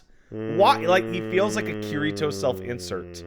Like he's the pathetic Claire fanboy that wanted to pretend. He's terrible. The game makes you go through one area and then a second, and then the first area. Is he Kyle Madigan? Kyle Madigan times 1,000 in awfulness because of his horrible voice acting. Go look it up yourself. Okay. He's the worst. Okay. But yeah, that's the archetype. The layout of the areas is boring. So Resident Evil mansions and areas, they typically work in like a house structure, right? You know, you go from the east side to the west side of the mansion, and you crisscross. Sure. CVX has, for its main areas, it has like, for example, it has the prison, then the military facility, then the mansion, then the house. But they're all in straight lines. Like, it's one straight line, and then you go to the right to go to the training facility. Then you go back on the highway, and then go to the north. And so when you're backtracking between the 3-4 areas, you have to go through that highway every time. Every single time. So the backtracking feels 100 times worse because you never have the choice of, hey, I cleared enemies out on this room, or I cleared enemies out on this path. I'll use that path now because it's safe. My memory of RE4 is it being a straight line. Yeah, RE4 is a straight line, but RE4 is not like the old structure. Okay. Right? Because RE4 doesn't have backtracking, really. Okay. The old ones always had backtracking, but it was fine because you would pick your path and decide who you would kill in what areas and explore the rooms. This, straight line with branches. Okay. And you go, well, shit. Well, I better clear out these straight paths because I'm going to have to go down them 4, 5, 6 times. Mm-hmm. And the game goes, well, we knew you were going to do that. So we're going to constantly re-trigger enemies to spawn in there. And as somebody who's played the game before and knows that, it creates a situation of, don't bother to kill any enemies in the most traversed areas in the game, because the next time you come back, they will be alive again. It's not a permanent, you can't. No. Yeah. And in fact, there's one really bizarre thing where you get to the entrance of a house, and the first time you show up there, there's 2 shitty monsters just walking around. They're just there. And then if you kill them, they'll be back the next time. But when you come back the next time, the room is empty. And then you get a new camera angle, which shows them climbing up the wall to respawn. And you're like, shouldn't that have been the first? Shouldn't that have played the first time? The game feels like all over, just little things like that. Is ammo sparse? No, you're drowning in it. Okay. And the knife is incredible. Okay. But just like the story, the best part is Alexia and Alfred, the crazy twins that are like fucking European horror movie villains. They're fucking so stupid. But yeah, the game is trash. The game is fucking trash top to bottom. And you can really feel it playing Resident Evil 3 and Remake right after. That game was supposed to be RE3. I was going to say, like, what is the point of it not being a numbered game? Originally, because it's the one that pushed the story forward, and RE3 was going to be called RE 1.9 because it takes place in Raccoon City, right? That's how it was going to be. Now, ostensibly, I've heard like 3 variations of this. Either Sony wanted it, or the internal development were like, oh, well, what if we make Resident Evil 3, what if we make RE 1.9 RE3, so then the trilogy of Raccoon City will be on the PlayStation, and then we can. It doesn't feel that way. It feels like Shinji Mikami, who was overlooking all 5 games in development at one time, went, fucking change the number, because this one sucks ass. And am I correct in that X is an updated version? X is the PS2 version that came out later. It has like 2 extra Wesker scenes and some extra costumes. Okay, yeah. But there's all these little things, like there's no turning animation in CVX. Your character turntables when you turn. The zombie groans are just reused from RE2. They're not new. It's terrible. Like it's so bad. Top to bottom, it's crazy. And going through and getting to play Remake, and not only is Remake one of the best games ever made, but it's the best remake. In my RE1 stream, when you come back from the guardhouse, they have the hunters, the green gorilla enemies that slash you. Yep. I died 3 times in one hallway trying to get back to a save point. Bam, bam, bam, bam, died. It was really frustrating. The stream was a riot because I kept fucking it up, and then the game crashed. It was terrible, right? Playing Remake, died in the same fucking exact hallway in the exact same way, trying to do the exact same thing. And it's like, this is the best Remake. Because even with all these things changed, and the enemy behavior changed, and items rearranged, I'm still making the same exact fucking mistakes. That game is incredible. RE0 is not. But yeah, play Remake. Don't play CVX. Never play CVX. CVX is the only mainline, like modern Resident Evil game that's in 3D that has not gotten a port to PC. And that's fine. That's fine. I played it. Now I'm done. But it moves the story forward. RE4 annihilates it from canon. You remember the beginning of RE4 where they talk about like the U.S. government initiated stopped the business, and then Umbrella's shares tumbled? Yeah.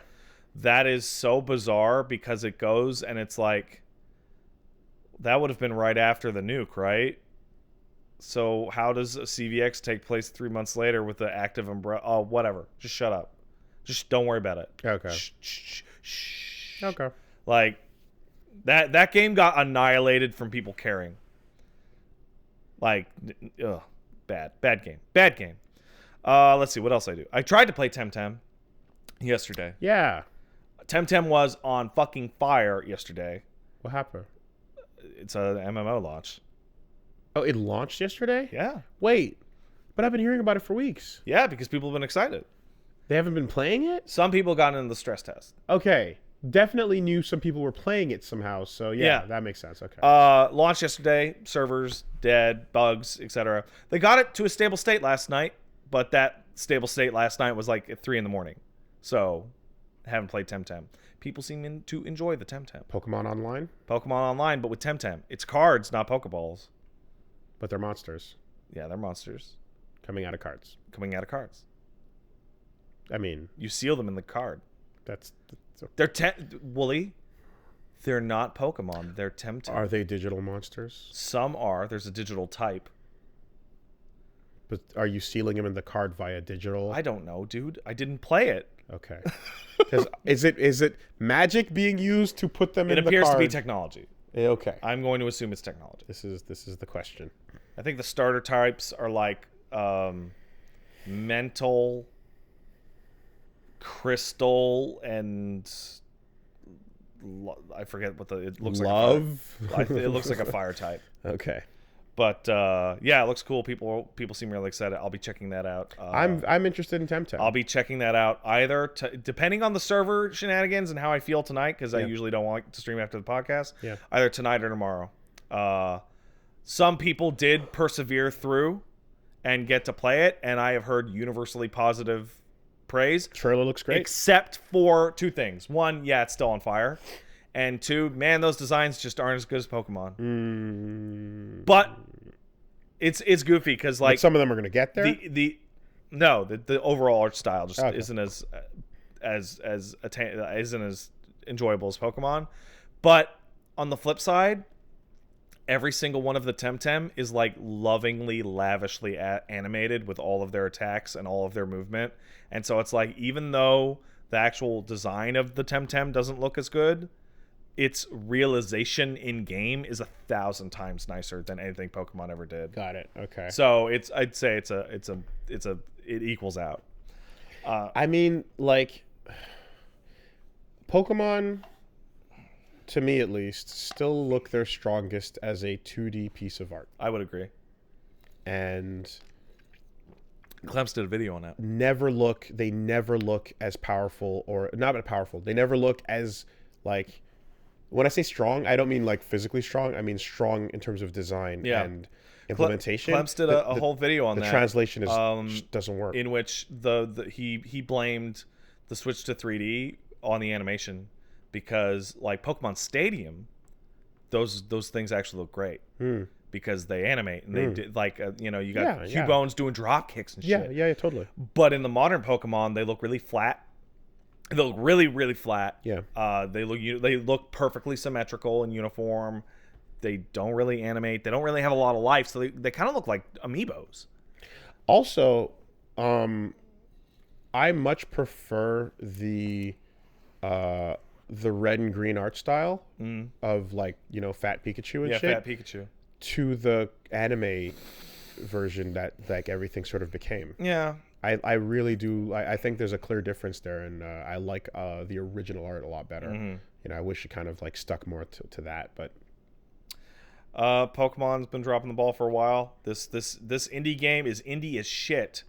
It's so indie that I've been following the Play Temtem account, and it's hilarious because they were super transparent. They're like, all right, the last hotfix, it's fucked up.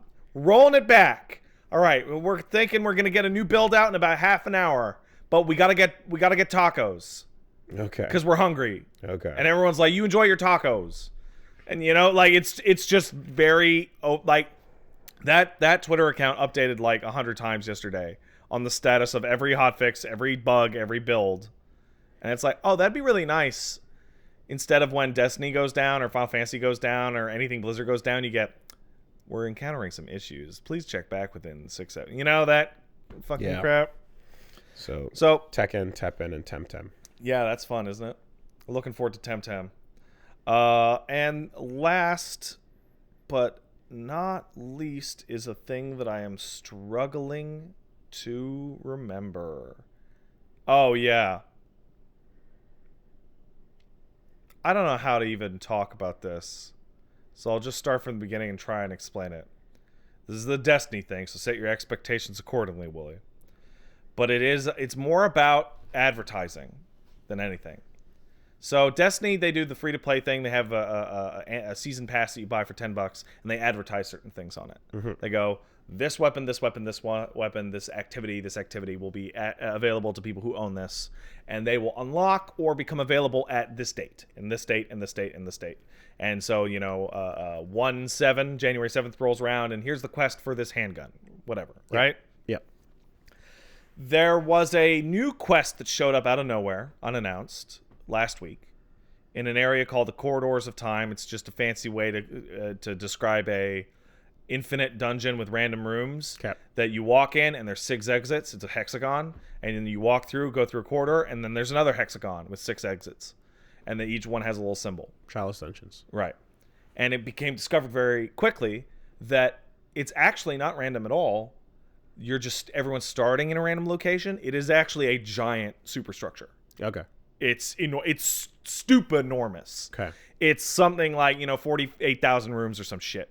Oh, okay. Like fucking stupid gigantic. You could pull up a map of it. Jesus. Okay. You could look it up on your thing, called the Corridors of Time map. Is it 48,000? So, no, probably way, way, way, way higher than that, actually. So it became, okay, and the quest is reach the end of the Corridors of Time. And people went, I don't know what that means. Because if you went long enough, you would hit a dead end where you would see a grave in the future, but if you tried to reach the grave, you couldn't.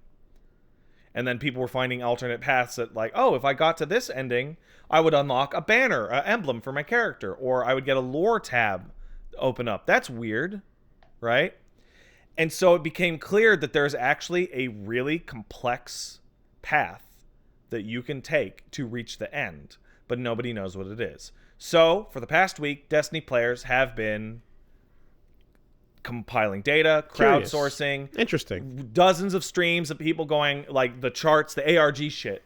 And just... whatchamacallit, collectively trailblazing. What's it called? There's a word. I know. What's the word for this? Collective computing or whatever. Crowdsourcing their crowdsourcing. That's crowdsourcing, yeah. Right, and so eventually, you end up. I'm going to show Wooly the picture of the map for context. With a map that looks like this. Whoa. And in the map, that is fucking huge. Yeah, it took a lot of work by a lot of people, right?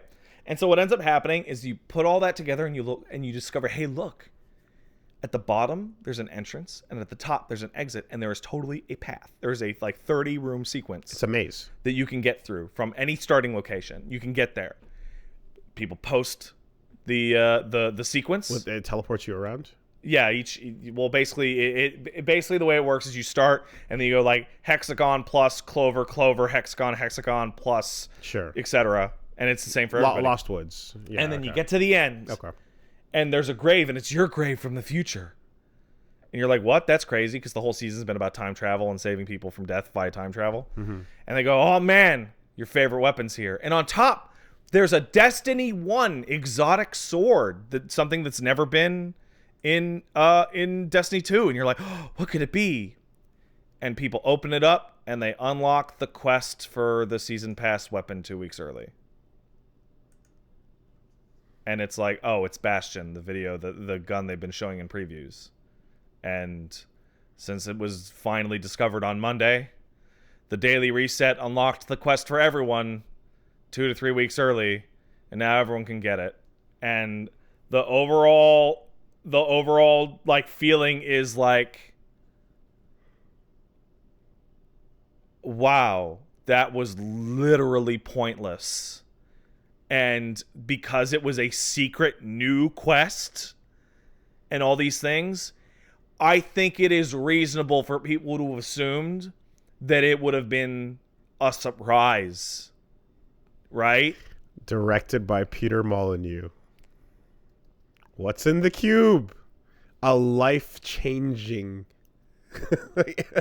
a life-changing event and it's just like, and there might be some kind of advertising law because they advertise the season pass and say you get these items and whatnot, but like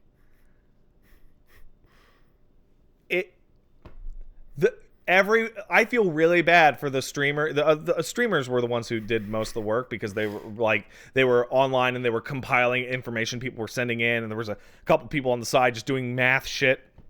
It's like, wow, you guys busted your asses for over a week to get a quest unlock a couple weeks early, and on top, like it sucks, dude. That is such a compelling and interesting piece of content to drop. Yeah, isn't it? Into your game. Destiny does do that every now and then. They do these little ARG puzzles and they're like, figure it out and something will unlock.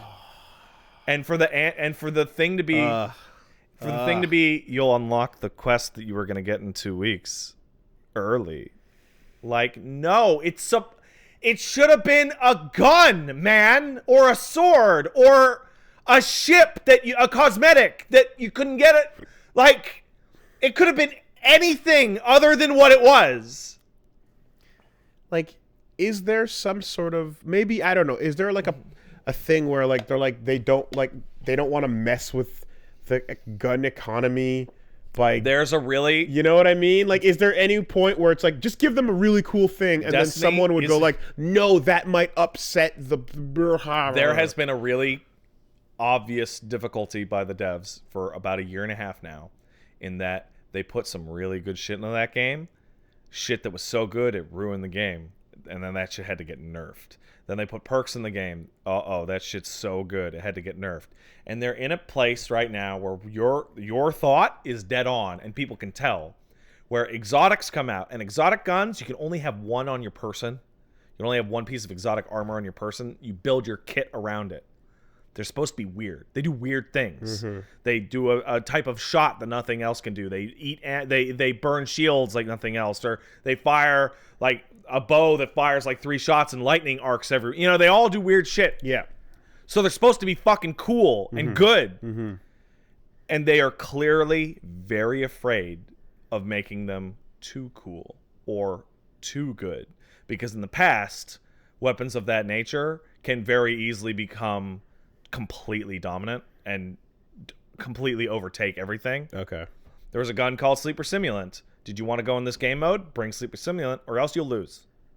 You know, stuff like that. Question. Did that grave have a cool sword on it? It did.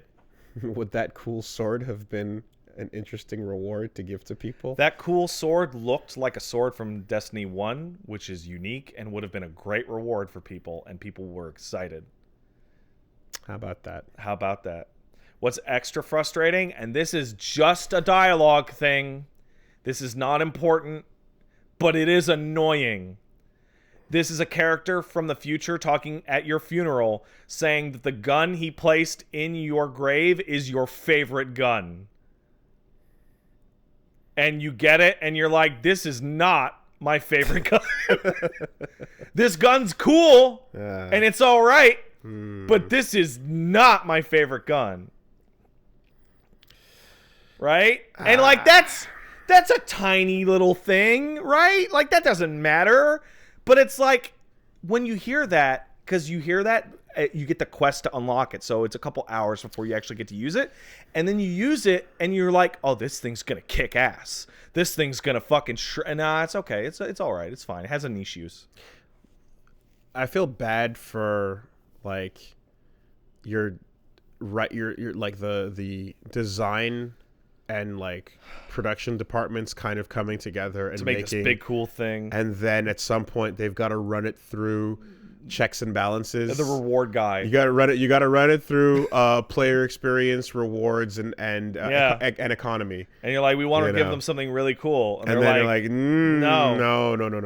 Look at our the roadmap. The roadmap over here. Thank you. That's the word I was looking for. The roadmap says we cannot upset it with it. We gotta. Destiny is the weirdest game because, especially now that they've gone free to play, they have been really, really overt about this, and it's fascinating. I've never seen a dev talk about this with a live service game. The way Destiny develops, it takes them 3 months to make a piece of content, and then they polish it for 3 months. What this means is that your complaints will be heard exactly 6 months from now. Okay. Right? Yeah. So when Shadowkeep came out, the season that they had associated with it was terrible. Season of the Undying was terrible. There was almost no gear to get. The activity was the same activity over and over and over. At the end of the season, the boss didn't even change, really. Right? The rewards were shit. Well, Season of the Undying was built 6 months before that when Gambit or whatever was the thing. Season of the Dawn, much, much better. The activity and rewards associated with it are much better. Why? Because they're copying the activity they made 6 months ago called Menagerie, which was beloved. So they, at the time, they were like, well, Menagerie is really popular. Let's make the Season of the Dawn thing 6 months from now a Menagerie-style activity, and it'll have these kinds of rewards and this kind of structure and this kind of thing. So it gets half your turnarounds. Right. So now, the next season, the one that'll be coming out in a month and a half, will be the one with the Season of the Undying feedback, where everyone's like, I fucking hate doing bounties. I'm just chasing the season pass, battle pass level. These rewards are terrible. These exotics need to be buffed, all that. That will happen in about 90 days. And so with Destiny, you always get to see, it's always like, man, it's really great right now. Hope they don't fuck it up in 3 months. And then it becomes, well, it's a little rough right now, but that next thing's right around the corner. And the moment that they announce it is the moment that people decide whether or not the next 3 months of Destiny are going to be shit or not. Well, it's so weird. God bless, because if not for you bringing this up, I kind of would have assumed it was dead. It's bumping. It's definitely doing a lot better than Warframe is right now. It's in a really weird place because their transition to free to play has been really awkward. It's really, really not the best. So one of the biggest problems, and you will definitely appreciate this, is bounties. You used to get a character level, and the way it worked is you hit max level cap within a day, and then you were max level for the whole thing, and that was it, right? Mm-hmm. You're max level for the year, pretty much. Now, well, you gain levels in the season pass shit from 1 to 100, and it unlocks, cosmetic items, it unlocks a gun, whatever, right? Yeah. It's a battle pass. Well, battle pass is 100 ranks. All right. So there used to be these things called bounties that were, you'd go to Nessus or Io, whatever, one of the planets, and the bounty would be like, kill 10 guys with handguns. Simple, piss easy shit. Right. So you'd go to Io, and if you were on Io and you want a little extra XP to maybe level your character up or get a loot box when you leveled up or whatever, You pick that up. Well, now that character leveling is so important, it turns out that one kill 10 guys with handguns bounty from a random planet is worth more experience than soloing a raid, which takes hours. Because bounties reward about 1,000 times more experience than killing an enemy. So then fuck everything So else. what do? Fuck everything else. You grind bounties. It and so is- the game has changed from Yeah. play whatever you want, do the activities you want, chase what you want, to log in, load up on bounties, do all the bounties, then do your second character, etc. That's unfortunate. For example, Wooly, I leveled from level 31 to 105 on the season pass in a couple days by spamming the Christmas event bake cookies bounties. And those are bake a cookie, deliver it to somebody in the hub. And that was hundreds of times faster than literally anything I could do. How are they still making these mistakes? Because they're new mistakes. They're always new mistakes. But like they've been at this for so long. And that game has gone through multiple permutations of every business model. The game started as buy it, then the game added a microtransaction store, then the game flirted with a subscription before backing out, then the game went free to play. Then the game took an annual pass, which was basically a subscription for a year. But I guess I'm just thinking Then about, it went like, free to play. Like, like when you add a new thing and you want people to do it, then you need to give them an incentive by making the reward good. yeah. But when it's so good that it makes everything else pointless, then it just becomes the only thing you're going to do. So it says Like, a lot. That's such a It says a lot about obvious outcome. the way that, because when they talk about, hey, we're going to free to play, right? And the first worry is, hey, is it going to take shitzillion years to grind the battle pass so that we have to buy the battle pass at the end? They went, no. And they described, well, if you give a buff on yourself, right, for more XP, and then you load up with a couple bounties for the strike, which is a dungeon, right? At the end, after about an hour, you'll gain like a level or two, right? And that was the developer thought, that you were going to want to run a strike and load up on the bounties for the strike. What's a strike? It's essentially a dungeon, Okay. right? Even though dungeons and Destiny are a different thing, but for this argument, let's say it's a dungeon, a 20-minute run through an area Sure. with a unique boss at the end. And then people went, okay, I guess that's fair. And then it's like, well, what you didn't say is that 95% of the XP came from the strike bounty and not the strike. So why would you run strikes? Why would you not then just go to every planet and do the piss easy bounties, right? And it's like what the developers thought was going to happen did not mesh with the reality of how people play games where you gain levels. People were hitting rank 100 within a day and a half by figuring out, well, what's the most optimized fucking set of bounties I can do on all three characters, and just go, right? And then you run into a different problem. Here's the problem. You hit rank 100 on that season pass, battle pass thing. That's it. You're done. You're done. You're done. You're done. Yeah. And then it's like, well, okay, well, I'll wait till January 7th, and then they're going to do the quest for the handgun, right? Quest for the handgun is walk around a PvP map and look at things and then hear some dialogue. It literally takes half an hour. You're like, okay. And they're like, oh, wow. In the first week of February, there's going to be the Bastion quest for this big gun. Oh, but now the Corridors of Time thing is happening. Wow. It just unlocked the thing from later now. Now I have nothing to, and you see how all this combines into just like a seething frustration. Time for that launcher to go cold for another 6 months, basically. Yeah. Yeah. Okay. And then it's like, so I played a bunch of Destiny. I got the gun. I thought it was cool.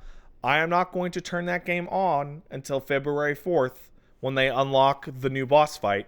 Then I'm going to beat the boss fight once to get the achievement. And then I will have completed the season. You literally get a badge for completing the season, and it gives you a special title. And then I won't have to play the season again until it's done. I might go in and try and get a better breachlight, which is a handgun, but that's easy. That'll take me an hour. Sounds identical to an MMO. Yeah. Except the one thing about Destiny's whole life cycle is that it's really fun to play Destiny. So as long as there's something to chase, you're good.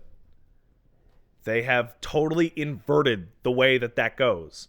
Instead of chasing things and getting things while you do it, you now set specific goals according to bounties and chase those. Unless what you're chasing is cookie baking. Which I maxed that thing out. It was miserable. You had to bake 300 gifts. But the reward was good, so it was fine. The reward was a little snowmobile with snow coming off of it. Yeah. Yeah. It is the most fascinating. As someone that was running around getting grabbed and groped by fucking BTs. Okay. To take me to your leader. Uh-huh. You know. Yeah, there's that picture. There's a picture that someone had that was like, how Kojima expects you to react. And it's just like, oh dear God, with the whatever fucking the Shining kind of shot of just oh like, my God, you're coming for me, Jesus Christ! And like how it it actually is take like, me to your leader. Let's go. Come on, I need some Chiral crystals. Let's do it. I'm gonna fuck it up. And I enjoying that process. Mm-hmm. That sounds miserable. The Destiny thing is hilarious because it constantly flip-flops between being amazing and shit. And it is doing that on a 3 to 6 month cycle over and over and over and over. And it's hilarious. It is fascinating to see. But is it costing you money? Very little. These seasons are $10 every 3 months. They're really cheap for subscription. Okay. And I want the cosmetic and rewards out of them. Right. I would say that these seasons are totally worth their value. But I think the problem is I would gladly pay 3 times as much as a subscription to get 3 times more. If that makes any sense. I pay a $15 a month subscription to Final Fantasy 14, and that game keeps content coming out on a really fucking rock solid regular basis. And they don't fuck it up, and they never change it, which is kind of a problem. Destiny is constantly, this, maybe? And it's like, just charge a sub, man. So, little idea, light bulb here, but so the idea that a company like Bungie can like make these mistakes is, you know, like there's a lot of takeaways from that. One of them could just be that it's like it's that hard to balance something that is an always living, breathing, strange, uncertain model. I would like to point out that Final Fantasy 14 and Warframe, 2 other similar games that I play, yes, 14 hit that balance early and never deviates ever, which is a problem. Right. And that was after their massive disaster game. Yep. Warframe has had just as much disastrous fucking exact things with this. We now have a solid maybe 15 years of like the modern type of service game. Yeah. To draw experience from. How are all of these companies not learning from each of these mistakes? They are, but they're different enough that the mistakes are not broadly applicable. It's hard. It's actually just really hard. Because like we can point to reasons why quality of life from like other versions of games don't pop into the ones that you like, for example, but a lot of the time people will very loudly let you know what those fuck-ups were. Oh, they did. And Destiny's were astonishing. When you have a decade and a half of data. Here's one for you. How? Here's one of the problems is that, hey, Wooly, here's one that you clearly will internalize. Listening to feedback is hard. Some feedback you should listen to. Some feedback you shouldn't. It's really tough to tell which is which and what'll make people happier, especially when some feedback is really loud and some feedback is not as loud. So, for example, Destiny 2 in its early life cycle, and it was the dumbest thing they ever did, it had a problem called, people refer to it as the Better Devils problem. In Destiny 1... You described this, the gun. Yeah, I'll give a really quick one. Yeah. In Destiny 1, guns dropped with random stats. In Destiny 2, they didn't, because people like me, who barely played Destiny 1, complained, I hate grinding for a gun, and the gun that I get is the one I want, but it's bad. And so then you end up with a situation where you play PvP until the better devil's handgun drops, and you go, sick, it's the best handgun. I'm done. And that's that. Yeah. And So, for a grinding game, that's disastrous. now on the community feedback side of things, where you're talking about like, you know, some things should be and should not be listened to, there is a job, and someone who's good at it will parse that information for you. That's a community manager, right? In addition to interacting with everything. Like, here's the thing. A company that is dropping the ball will hire a community manager to be an arrow from them going outward. Do you remember Rob Pardo? No. He was the guy who talked to you about World of Warcraft. That dude was on those forums every day. The Kaplan of WoW? More. Okay. He didn't get on video. Okay. It's just like, hey, Pardo posted something. Okay. Right? So like, that when a ball's being dropped, that's what the company will do. Yeah. When Warframe has Rebecca Ford, for example. yeah, right. And Megan as well. SNK has Kaiser Wave and Arxis has Zotbuster. When you're doing it right, that person is a two-way arrow. Yeah. That is bringing information from the community to the dev team and relaying messages from the dev team back to the community. And they are acting as that facilitator. Capcom has Yuri Arjo and Matt Walker. Matt does it as well. Yeah, exactly. Right? It's like, I'll go, hey, Yuri, this thing's fucked up. Can you tell the devs? He's like, they know. Yeah. Once upon a time, like it's like, what's the point of what is a community manager? This is a new position. What is this, right? And suddenly, modern problems require modern solutions. Yeah. And when games are online and there are a lot of people that are like letting you know about their unique experiences going wrong, there needs to be someone to process that data. Yeah. And like, if your community manager is basically being like told that whatever information, if your community manager, if you're not asking your community manager to go out and get you the information that's why are relevant people mad and bring it back to why you, are they actually mad though? Right, then you're fucking up. Yeah. You're not using that person The correctly. community manager for Destiny appears to be their lead director, Luke Smith. Yeah. If you have a community manager, make sure you are using them to give you the feel of what's happening. What I mean is Luke Smith is the lead. He's the director, and he writes This Week at Bungie, and he seems to be the one with the pulse. And it's like, I don't think you have time to do that when you're also directing the game.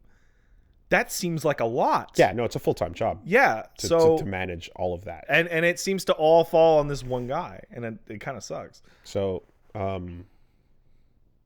yeah. So, like, with that in place, I mean, not to just fully... Oh, he doesn't write that? Oh, my bad. Well, not to fully divert the, but, like, the nature of that question is, like, if you have someone giving you that information, then what, like, why would... A lot of moving parts. 15 years. So I'll give you an update in 90 days in 6 podcasts. So 8 podcast, whatever. And I will come on and be like, they've announced what they're going to change. And it's like, it's funny because that game is back and forth all the time.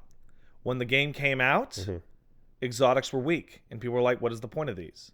Then later, exotics all across the board got hugely buffed. And everyone was happy. And then a new exotic came out called Lunafaction Boots, which ruined the game for like 6 months. Because if you didn't have it, get out of the group. Fuck off. Right? Then they nerfed it. And now exotics are weak again. And it's like, fuck. Yeah, there's definitely like times when it's like, yeah, you can't listen to that. But when it's, I guess, loud and an overwhelming, clear thing, at the very least, you can break down the core of like what if the thing that they're asking for is like a nonsensical thing. The core of what's making people upset, you should at least dissect that. Are people? I think that the reward for Legendary Sundial sucks ass. Okay. What is the core of this? I don't feel like I'm being rewarded for my time for doing a hard piece of content that I couldn't matchmake for. That's actionable. Right? Yeah. And some of these are really easy, Wooly. Like, say, because when you hit level 100, every 3 levels after that, you get a loot box with cosmetics and shaders and shit. And that's fine. But what if you did the thing I just mentioned, Legendary Sundial, you do it once, because you can't matchmake. You have to form a party of 6 people for real. That takes time. That took me longer than it did to do the event, right? What did I get out of it? Shit all. Right? You know what would be nice? If you did that, you gained a level right off. Bam. What if you did an old raid? You gained 5 levels. Bam. Okay, fine. Do it. Just turn the knob. You know? Where can people catch more of these misadventures? They can catch more of these misadventures. This is going to be primarily Resident Evil and possibly Temtem based over at twitch.tv/PatStaresAt. That's not it. That's not my channel. That's twitch.tv/AngriestPat. That's the real channel. Twitch.tv/AngriestPat. That other one, that's not real. That doesn't exist. Fuck. Let's take a quick word from our sponsors. This week, the podcast is sponsored by Honey. And Honey is an easy way to find coupon codes that work. So basically, it is an online shopping tool that's made to save you some money. The way it does it is... You smear yourself with honey and then you roll around in some coupons. Not quite. It's pretty legit. Okay. One would hope that you could just use Shigechi's stand to go and find those coupons. Unfortunately, we don't live in a stand world. Unfortunately, even if we did, Shigechi can't help you anymore. That's true. That's true. But Honey can. So basically, if you're shopping on sites where you buy stuff like, if you're on Target, Best Buy, Sephora, Macy's, eBay, Etsy, Walmart, etc., when you check out, a little box drops down and you basically click on Apply Coupons. It'll scan for every promo code on the internet and then apply whatever can help the price drop before you buy it. That's a pretty great goddamn idea, actually. It's pretty straightforward, pretty standard, and that's it. It applies promo codes where you wouldn't have them and saves you money. It's simple. It's legit. That's about as good as it gets. You have over 18 million members and over $2 billion in savings. Right now, they support over 30,000 stores online, and they're adding more every day. So not using it is literally passing up on free money. It installs in 2 clicks. You can get it for free by joining honey.com/superbeast. That's to join honey.com. Joinhoney.com/superbeast. Once again, get Honey for free at joinhoney.com/superbeast. Thank you, Honey. Thanks, Honey. The podcast is also sponsored by Native. So, basically, the deal is this. What is the deal? Your underarm smells like garbage. Sniff check. Could be better. Could be better. At all points in life, the answer is could be better, couldn't it? Well, let's say you wanted to make it better. What steps could you take? Well, I would suggest a deodorant that doesn't, perhaps, contain aluminum that plugs your sweat glands and keeps you from sweating. Is that how that works? That's super not great. Oh. Yeah.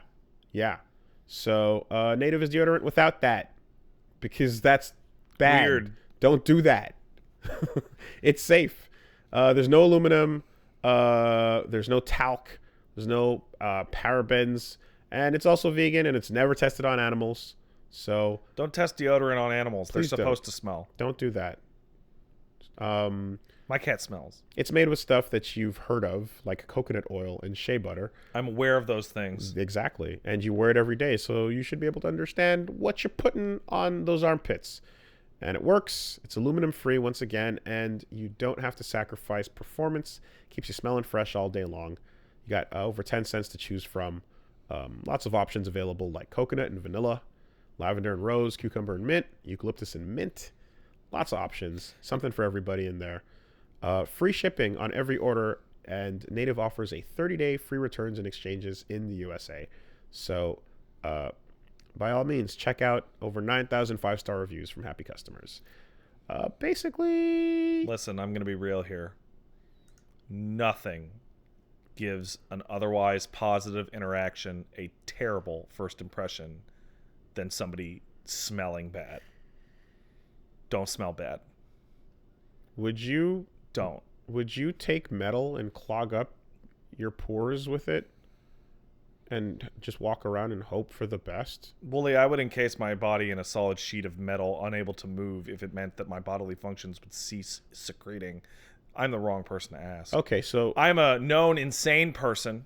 Okay, so you ninja scroll yourself. Yes. Okay. I'm getting ready. Well,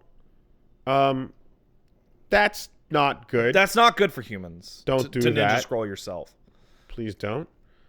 But if you want a better smelling armpit and you don't want to encase yourself in metal and be defeated at the end of an anime movie and dropped to the bottom of the ocean for ostensibly eternity, Forever.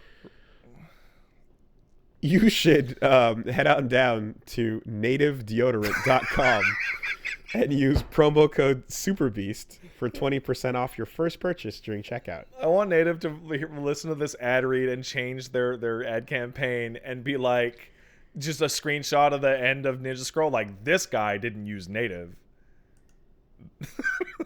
Basically.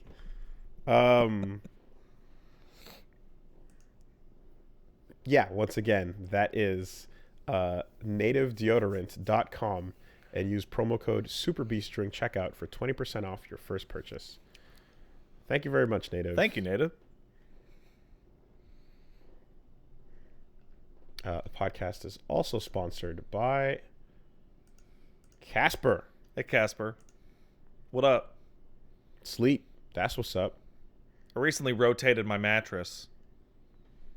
You should rotate or flip your mattress every now and then. Well, I'll tell you what. If you got a mattress that is designed to mimic human curves, and provide supportive They don't comfort, mimic these curves, buddy. then you're good to go. The Casper mattress works tirelessly to make a quality sleep surface that cradles your natural geometry. I feel bad when you say like the Casper mattress works tirelessly. I imagine like a mattress goblin, like sweating and like pushing up at the curves that I'm putting down. I mean, it makes me empathize with the mattress. Fortunately, it's more like a cloud. A cloud that is just naturally like Mallow pushing up. Yeah, yes. just like hey. It's like a Kirby. This part's good too. You're sleeping on a Kirby. Oh, it's just going Poyo.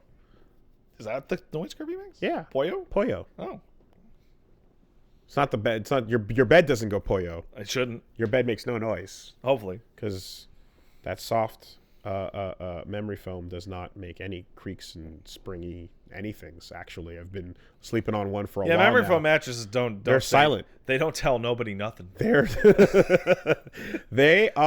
remember, but they don't tell. Very silent. That is true. You don't hear that too often. Beds tend to creak. Beds tend to spring and do this and that. Not Casper's. Tell you what. Nuh-uh. And in addition to that, it's got a breathable design. So you sleep cool, regulate your body temperature throughout the night. You don't have to get all hot and sticky. You don't have to get all cold. And yeah, we're talking about a couple of different offers in terms of like mattress types. You got the Wave, you got the Essential, you got the Hybrid. Tons of different products as well, like pillows and sheets that ensure a better overall sleep experience, designed and developed and assembled in the US of A. So, if you want to experience hassle-free returns, if you're not completely satisfied, a mattress delivered right to your door in a small box, and ultimately affordable prices because they're cutting out the middleman and selling it directly to you, shipping to your door. If you want to sleep on the best mattress I've ever slept on in my life, you can get $100 towards select mattresses by visiting casper.com/super and using super at checkout. Terms and conditions apply.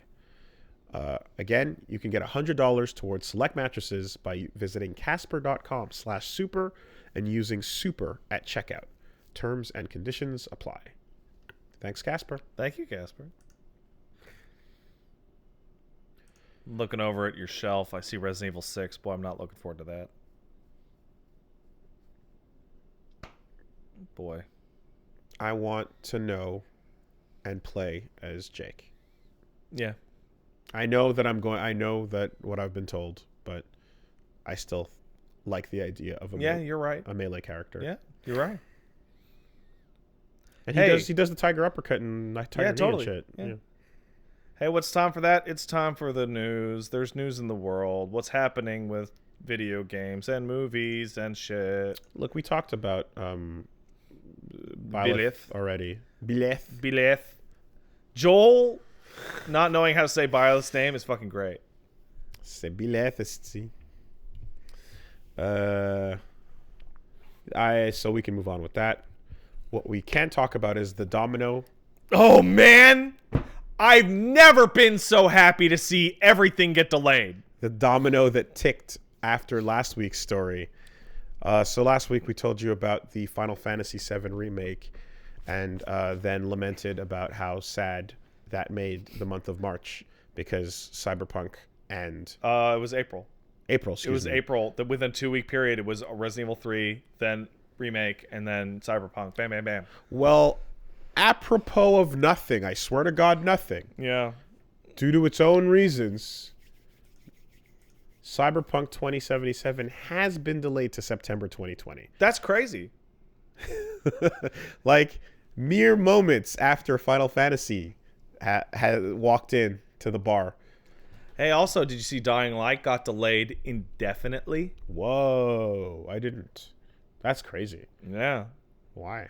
I have a sneaking suspicion, which I uttered earlier, and now little birdies are reporting that it's because these games are being delayed so that they can launch on next-gen systems. Oh, we're in that phase. We're in the phase of hedge your bets. Yeah. Guess what, everyone? PS5's coming out in September. You know what? Thumbs up. So here's the thing about that. End of gen delay to the next gen is a gamble that pays off. Yeah, every time. Every single time. Yeah. It's smarter to do. Why would you not do that? If the time frame if you're looking at, so here's the problem, right? If you're looking at like your release candidate build almost a year in advance, what do? Do you spend another year paying and adding to that project so that you can build more for it? Do you start, you know what I mean? Or is the process of developing and porting over to the next gen going to need as much time as it can get? Ding, ding, ding, ding, ding. It does. It will. To make sure you're, one, dealing with the new hardware properly, two, dealing with your new compliance requirements and everything. But launch always artificially and Cyberpunk inflates gets your sales. the best of all worlds in that they get out of a shockingly crowded April for no reason, right? Everybody wants to build up. Everyone wants to play their new system. Yeah. So they want to play your game, whatever it is, and on that system. If system. your game's good, so much the better. If it happens to be good, that's great. If your game is not good, but it's on the new system, they might still buy it. Yeah. They might still buy it. So I bought Killzone Shadowfall. You did. I did. There you go. Proof right there. It's a good idea. Yeah. It's a good idea. So, with that, CD Projekt Red says September 17th is what's going on. Diving through the window like Scott Pilgrim. Yeah. As soon as FF7 shows up at the door. Then RE3 goes to answer the door. Goes, yeah, Cyberpunk's what? Not here. Yeah, at not the, like, there they go. And of course, it comes with, Death Crunch. It comes with an announcement from Marcin and Adam. Marcin, whatever, however you pronounce it. The people running up Yeah. CD Projekt saying that they, quality and playable and so Yeah. on and so forth. But, Now, it's been reported that these devs are going to be crunching hard until September, which is long. But I would also like to actually expand. This is not technically crunch. This is what's known as Death March.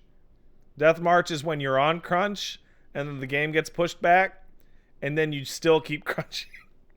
In which the end of the crunch is not even for sure.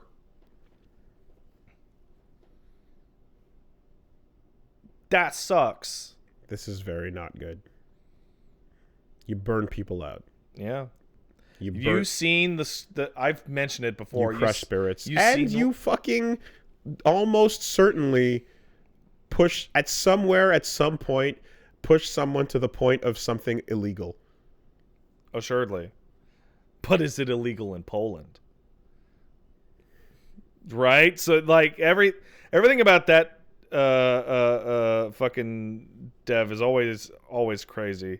I'm trying to find a screenshot. There's this screenshot of the director of Witcher 1, 2, and 3 in interviews around the game. And for 1, he looks like a normal person. And for 2, he looks really tired. And for 3, he looks like a crazed wizard. Mm-hmm. And you can see him just melting as these games get bigger. Yeah. Seeing crunch works? Well, that's not just because it works. Doesn't mean... Yeah, slavery built the pyramids too. Is that what we're going to go back to? Hey, Pat, you want to let everybody know what the most effective way of training people's aim is? If you have a bunch of people and you want them to get really good at hitting a target when they pick up a gun and shoot,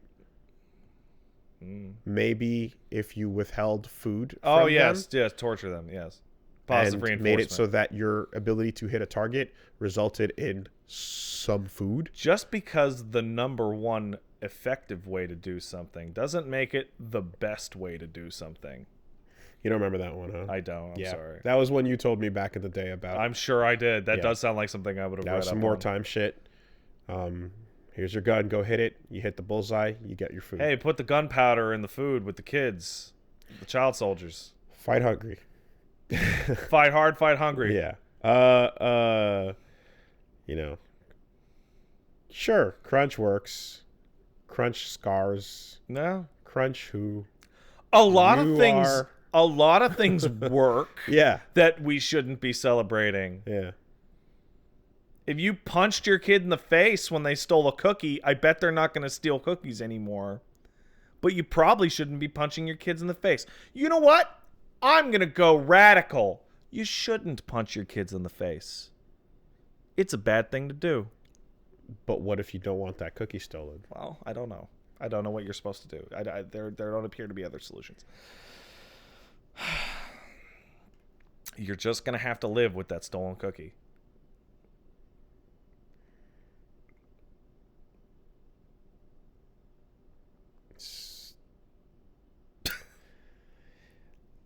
If stories come out about this death march being a death march, that is not going to be good for Cyberpunk 2077. But I mean, that was the case with the other Witcher games, and it's extra complicated because the reason why those games are so expensive but cost so little is because it's in Poland, where wages are different. Yeah. Workers' rights are different. But the one silver lining is now people are more aware of and thus attentive to devs not getting crunched. Yeah, but I mean, in the video game industry, the moral outrage never changes sales. Ever. I can't think of any. Ever. Situations. We'll see what happens when Overwatch 2 comes out. We will. There was just another piece of Cyberpunk news that... But even then, I mean, Overwatch 2 is probably going to be shit, so, I mean... that went hand in hand with that. You know what's interesting? It affects the movie industry, but the movie industry has faster turnarounds. Much faster. So like, and then it's gone faster as well. Yeah. So it's flash. Games last. Flash in the pan, you know. Can stretch out my legs. They last because they cost you more money. Yeah, they do. The second piece of information was that the multiplayer, as a result, which was supposed to be a year later, is now looking at 2020 earliest. 2022. Right. 2022 is the earliest. Okay. So. All right, that's a totally different game at this point. Yeah, basically. I mean, like they said that. Excuse me. Yeah, they said that they were going to be doing a bunch of single player extra shit that. They do that, yeah. You know, that would be coming out, but like separate from that would be a multiplayer mode, and it was supposed to be a year later. Well, now it's. I can't wait for the game to be finished in 2077. He said it. I said the thing. All right. Yep. Everybody's running from everyone, and they're gonna keep. Who's gonna be the person that delays their game to the winter and then delays it again because winter gets too full? But here's the thing. No one, because new consoles. When you jump on that investors call and they go, why are you, and they're like, it's Final Fantasy fucking 7, and then they go, what is that? Listen, it's the biggest game that ever was. All due respect, shut the fuck up. No, you don't get to do that. Okay, well, Google it. And then tell me if you think we should drop it right here, right now on this date. Google the video of, but I want my returns on this quarter. Google the video of like the Easy Allies guys like melting in their chairs and having full-scale mental breakdowns over its announcement years ago, and tell me that you want to compete with that kind of insanity. Just like, come on. Here. Shall we type FF7 into Google and see how many results we're looking at? There are probably a couple results. 42,400,000. That's okay.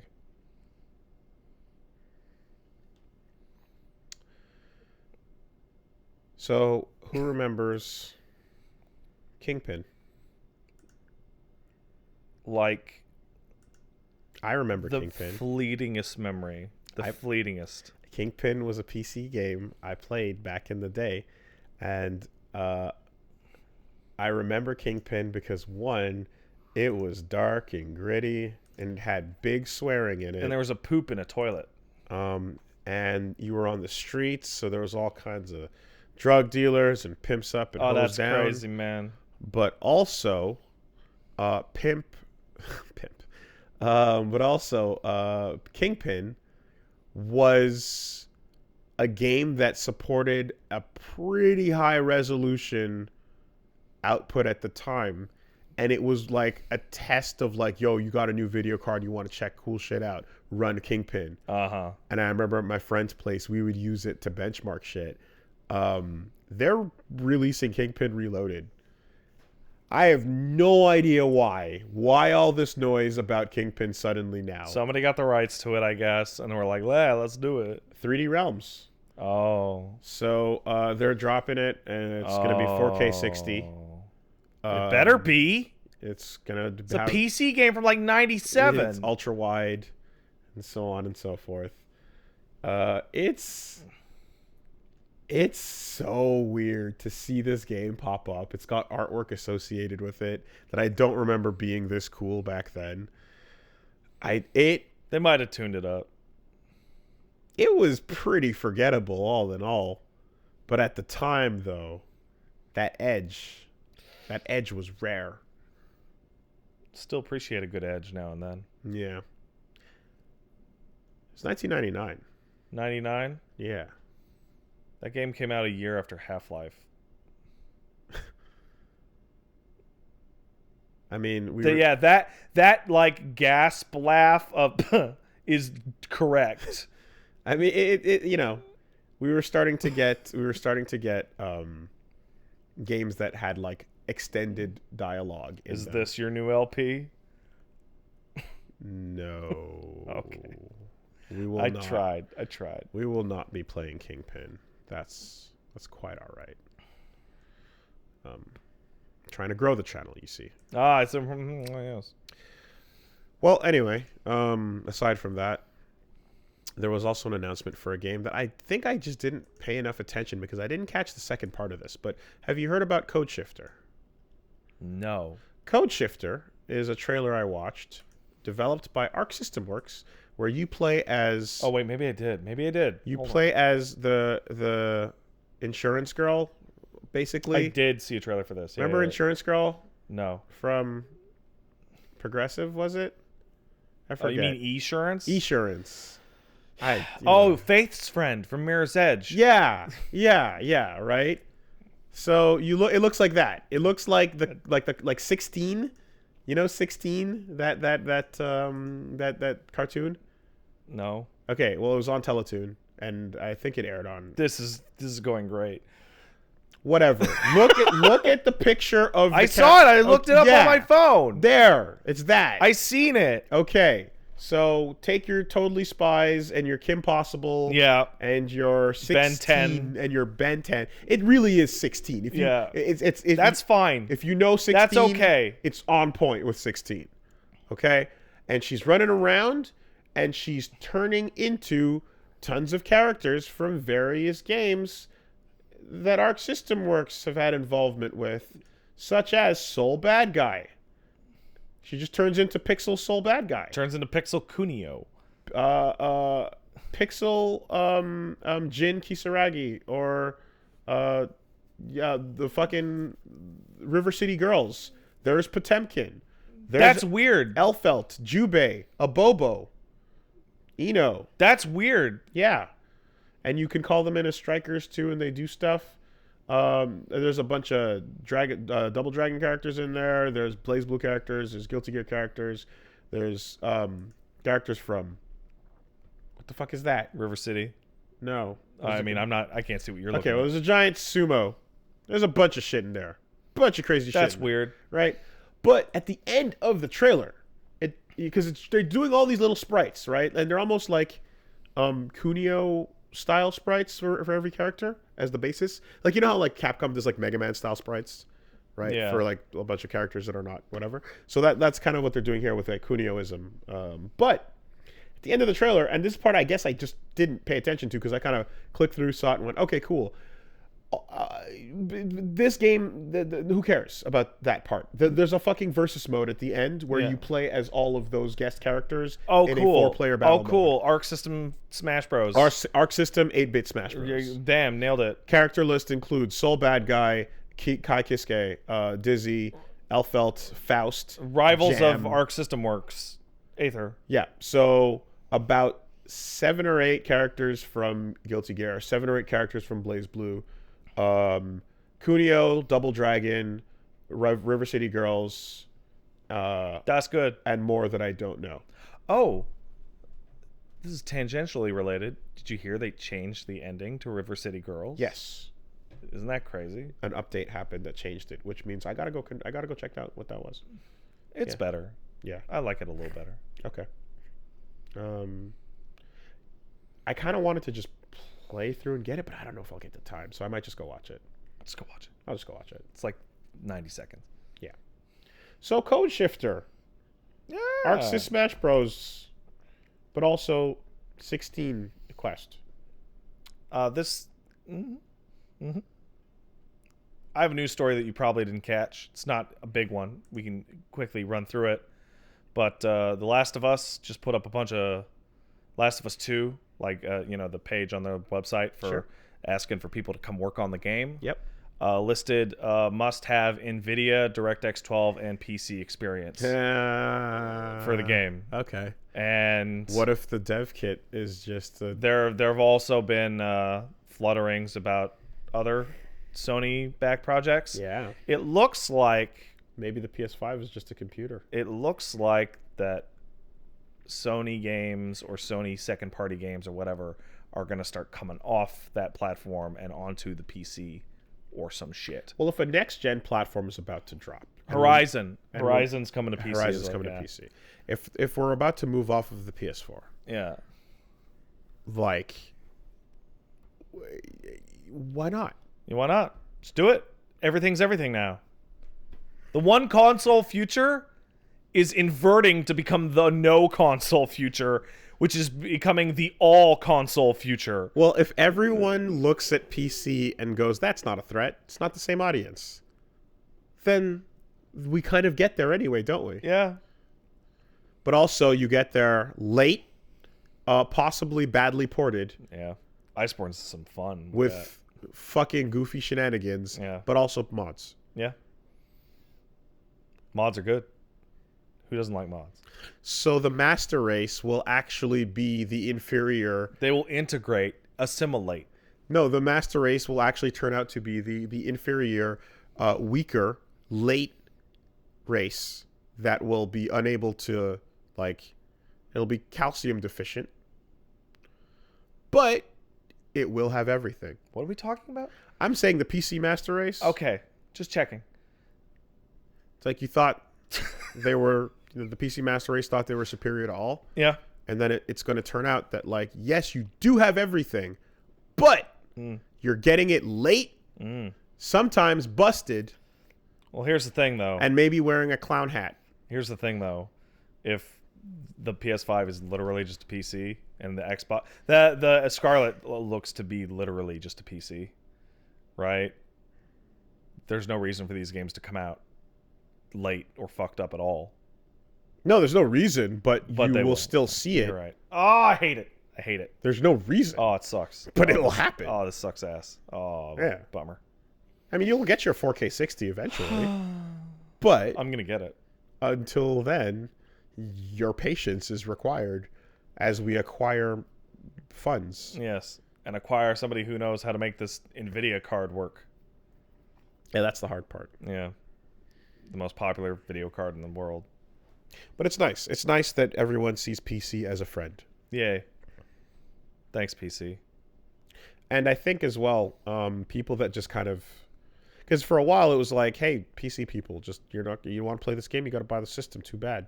And now it's like, just wait a little bit. Yeah, yeah. Wait a little bit. So holding out actually was, I get it, But it's still going to make it difficult for me to decide what platform to play certain games on when I announce I'm going to play them. Yeah, well, recording ease is my number one concern at this point. As it should.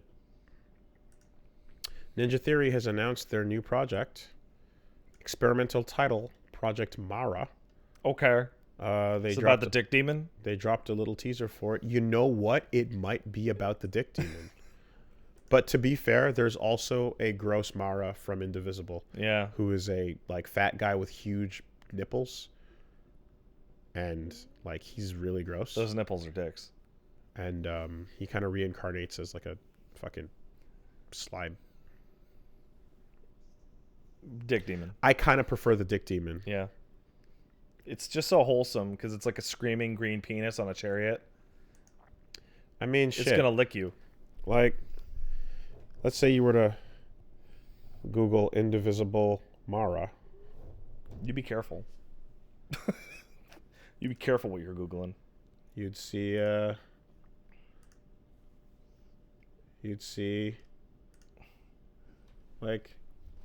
this guy. Okay, I'm doing it myself. Oh. Yeah. Mm. Big old nasty. Several thousand years old. Big old nasty. Some old nippos. Yep. Don't like that. All right. Enjoy that, everybody. Oh, they're really big. What's up with that? Why are they so pronounced? Because he's gross. All right. Fuck, go back. Uh-oh. My monitor just fucked up. Hold on a second. Good job. The nipples destroyed your monitor. They were too powerful. Too powerful.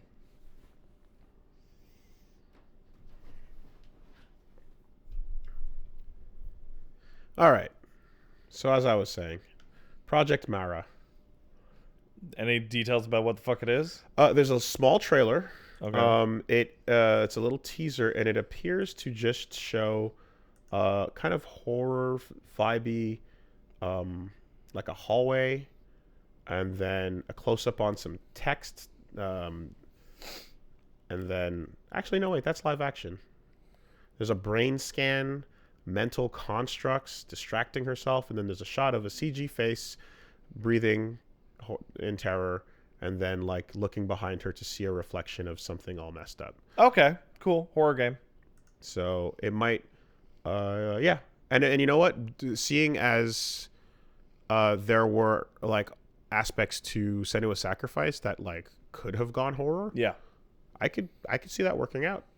I could see that working out. I will await it with bated breath. I liked Hellblade, I think. Yeah, from what I played of Hellblade, it was really cool. Yep. So good on them. Nice step up. We also got real quick, a couple other quick announcements. A new Captain Tsubasa game out of fucking nowhere. What? Why? Because Shaolin Soccer never got a fucking game. All right. But Captain Tsubasa, the longest running, goddammit it won't end anime/manga series about a soccer kid Who kicks with soccer and there's birds and animals. Yep. So now we're getting the game, and the game, guess what? It's a crazy ass soccer game, and you kick the ball and it glows and turns into fire, and then there's teleporting, All right, and let me there's take a look at this. like dudes are sliding and doing big old phoenix kicks, and it's wild. It's anime as fuck. Oh, Let me take a look at this. big tiger ball, burning tiger kick ball. Like it is Shaolin Soccer, right? But it's, Oh wow, that looks incredible. But then again, Shaolin Soccer is just Captain Tsubasa. Let's be real. It's just I've never actually seen Captain Tsubasa. And I've Yeah, that seen looks Shaolin incredible. Soccer. Yeah, it looks nuts. It's hyper crazy anime soccer. Hey, look, I might play that, even though it's soccer. Enjoy your anime soccer. When we can get that Prince of Tennis game we deserve, destroy the dinosaurs and shit. Well, we'll see how this performs. We'll see how everyone feels about football. That Prince of Tennis shot, that's the tennis shot that killed the dinosaurs. Yeah. Is my favorite anime moment ever. For a manga that's been running for this long, that has so much clout, it's kind of amazing how little play it gets. Yeah, you're right. You're totally right. It is weird. In general. I can't think of any other Captain Tsubasa games. I'm sure surely there are untranslated ones by the dozens or whatever. By the dozens. But I have not heard of any in at least decades. Plural. It's anime's time to shine with soccer. You know? It's crazy. Let's get all the sports animes turned into games. We could get some fucking good ass arcade fucking sports games again. There's an Ice Shield 21 game that was not what I hoped it would be. All right. Well, I mean, yeah. Could have been cool. What about what's the basketball one? There's many. There's Real. There's Slam Dunk. Slam Dunk. That's the one I'm thinking of. There's a couple places you can go with that. That's the one I was thinking of. Well, you know, there's others. Because it's the One Punch Man. What about Prince of Stride? What about Free? When are we going to get that free swimming game? That's money. It's a lot of money in that free swimming game. Hey, they figured out water back on, Wave Race. Yeah, but you got to get the glisten just right. It's not about the water. It's about the glisten. It's about how the water lands on the surfaces. That's right. Yeah. All the surfaces. Yeah. That's true. Yeah, man. That's where we're at. Ippo's had many games. You don't have to worry too much about that. It's had many. And they tried. They tried many variations, and it's not. No. They'll maybe one day. Boo. Sad.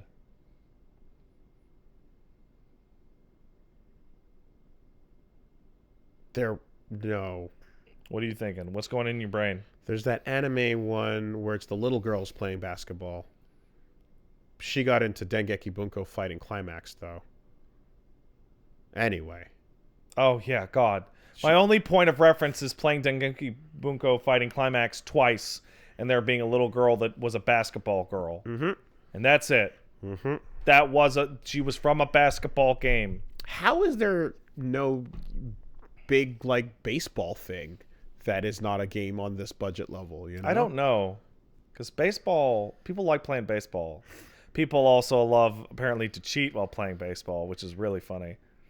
You see the current baseball scandal? Everybody's cheating and stealing signs? Stealing signs. Yeah. What's that? Okay, so it's really funny because otherwise I would never pay attention to a sports story ever. Yeah. Except the actual scandal mirrors the plot of Yakuza 5 so explicitly I heard that it is astonishing. I heard one funny story about this, but I don't know the deal with it. But what is stealing a sign? Stealing a sign is really simple. You steal the catcher's sign or the pitcher's sign as to what pitch is coming. They're Steal as in you know what they mean? yeah. Stealing signs is all pitchers and catchers have their secret language. Yeah. That they talk to each other in. Yeah. You set up a video camera and you watch them. Blah blah blah. Whatever. Oh, and then you just You disseminate it to your team. Oh, that's illegal? That's super illegal. Oh. It's also interesting. I thought if someone had really good memory, they could have just paid attention to that so that it would be on the catcher to switch it up constantly. yeah. Except think about where people are actually standing in a baseball or like circle. How far away they are. Yeah. Right. You would not be able to catch that in a game, in one game, or even many games, unless you were laser focused in on it. And like they do the little things like tug the hat or like yeah. 1, 2, 3. And you're especially not supposed to wear wires that buzz you to tell you what pitch is coming. Oh, so that's why. Okay, so because the part of the story I heard, and now you've just connected the dots. I heard the part of the story where there was some guy that did something amazing, and he hit a ball, and it went really good. And then after everyone was celebrating, and then they came up to him, and he was like, "Don't touch me! Don't touch me!" And then he went into the locker room, Yeah. and then he came back out and celebrated. And everyone was like, "The fuck?" And then later on, they're like, "Dude, what the fuck was that?" And he's like, "Oh, yeah, it's, you know, because they're gonna pull his shirt off or something when Yeah. they were like ruffling him up." And he's like, "No, you know, like my wife hates it when my shirt comes off, you know." Yeah. I was embarrassed. I don't know, but like in the moment, he was just like, "Don't touch me." Yeah.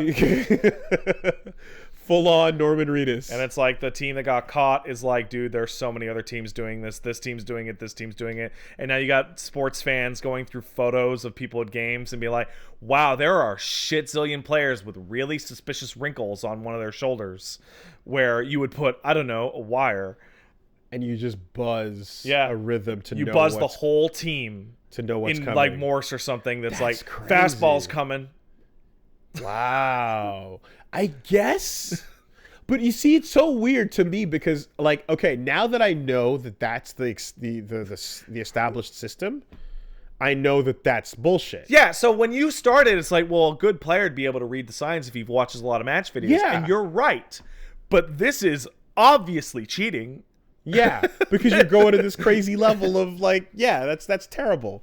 Now, I guess what I'm wondering is, can't you just, like, improve the secrecy of the call? I don't know, man. Should they not be allowed to secretly communicate then? Well, no, they shouldn't, because it's like the rules are written in a vacuum where it's like, no, you shouldn't be able to do that, and other people shouldn't do this either. Okay, well, and wait. then it becomes, well, people are doing Well, it. hold on, because now we have a slippery slope. Yeah. What is the history of the catcher signaling the pitcher? They do it, and then When did that start? Did that start? that's the genesis of baseball. That's the rules. Hide the pitch. Okay. Make it tell the catcher what pitch is coming. Yeah. So the catcher can fucking catch it. Okay. Right. Now, why? They do change their signs. Wait? Doesn't the catcher do the symbol, and then the pitcher accepts? It appears. I've always seen the catcher crouch doing the finger thing. Yeah. And then the pitcher goes no, yes. I believe dude, at this point I'm not sure, but I know that it is a back and forth. It is a communicative thing. Okay. It's really funny because like the plot line in Yakuza 5 is literally a guy gets kicked out of baseball out of one game because he hits a pitch he shouldn't be able to, and the assumption is that he stole the sign. So the catcher calls the sign, and then the pitcher chooses yes or no. Yeah. And then does it. Now, what I'm wondering, I guess, is why don't you just have them buzz each other? Are they allowed? Is stealing a sign? I guess they are, but if they did, then you would hear about teams like hijacking the signal out of the air. Okay, because that's the thing, right? If we're talking about like someone overheard the play. Okay, If stealing signs is a part of baseball, right? I have a clarification as to what exactly. The dugout of the opposing team was being shown live feeds of the catcher signals from a camera in the center field stands. Okay. That is so obviously cheating. But so someone saying that stealing signs is a part of baseball, like in terms of that's like cheating is a part of sports. But that's the same argument. Using technology to help you do some bullshit like that is a ridiculous step, right? Yeah. But you would agree probably that if you did not use that tech, if you were just eyeballing it from your place on second base. Yes. And if you had somebody whose job it was to sit there and figure that out, and then they did it without tech, how would you feel about that? I don't know. What if the bat boy sat there and he looked at the catcher's hands and then he would tell the others via his own? Guess what? This is where we get into the argument that, hey, we talked about soccer just now, right? Yeah.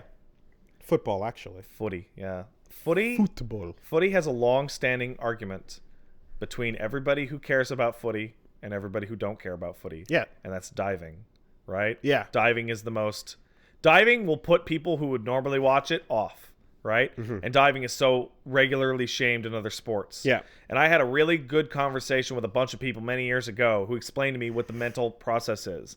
And it's very simple. It's about sportsmanship and about what your view of what sportsmanship actually is in the terms of professional sports. Uh-huh. Is rule breaking bad on its own? Mm-hmm. Is it just immoral and unsportsmanlike and something that no one should do? Yeah. Or is rule breaking a resource for teams to use in order to get an advantage over the other teams, as long as everyone is doing it? So the problem is that it should be the former, but it becomes the latter when the meta... Because everyone's cheating. When the meta develops. Yeah. Right? And so when the NFL takes years to update their rules and eventually says, fine, you can use a timeout to get a play reviewed because our stupid refs don't have the eyes we thought they did. Yeah. Right? A blatant moment of, call it in the air, tails. It's heads. What? Yeah. Heads it is. And you're like, I said, and everyone heard it. And then the ref's like, nope. Yeah. Fuck you. Can we replay that? Right? So if the meta in baseball is in fact that you're supposed to try and figure out what this communication, crack the code. And then you're going to go to the lengths you need to do to crack that code. There's no upper limit on the tech you're allowed to use to crack the code. Right. Right. But now... Does that mean that people are allowed to hit the upper limit on hiding the code? Yes, that's what I'm saying.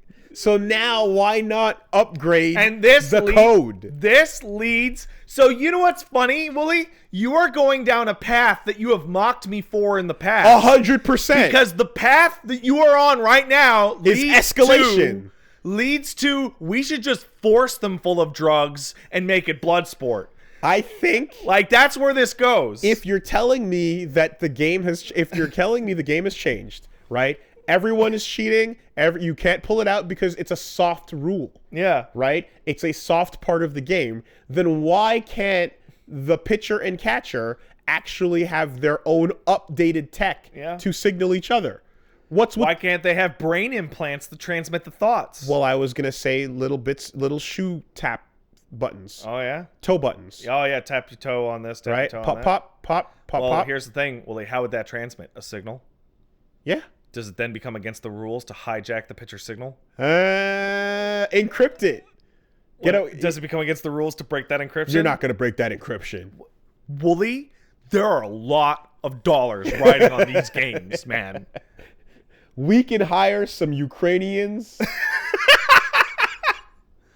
Why are there all these Ukrainian scientists in the dugout? That's weird. They got a little lab set up? Or do you think they're polishing the bats with some new special oil? I mean, look. The game is the game, right? That the natural evolution of the game. Do you embrace it or do you die like a dog? Yeah. What are we doing here? It's sad to me.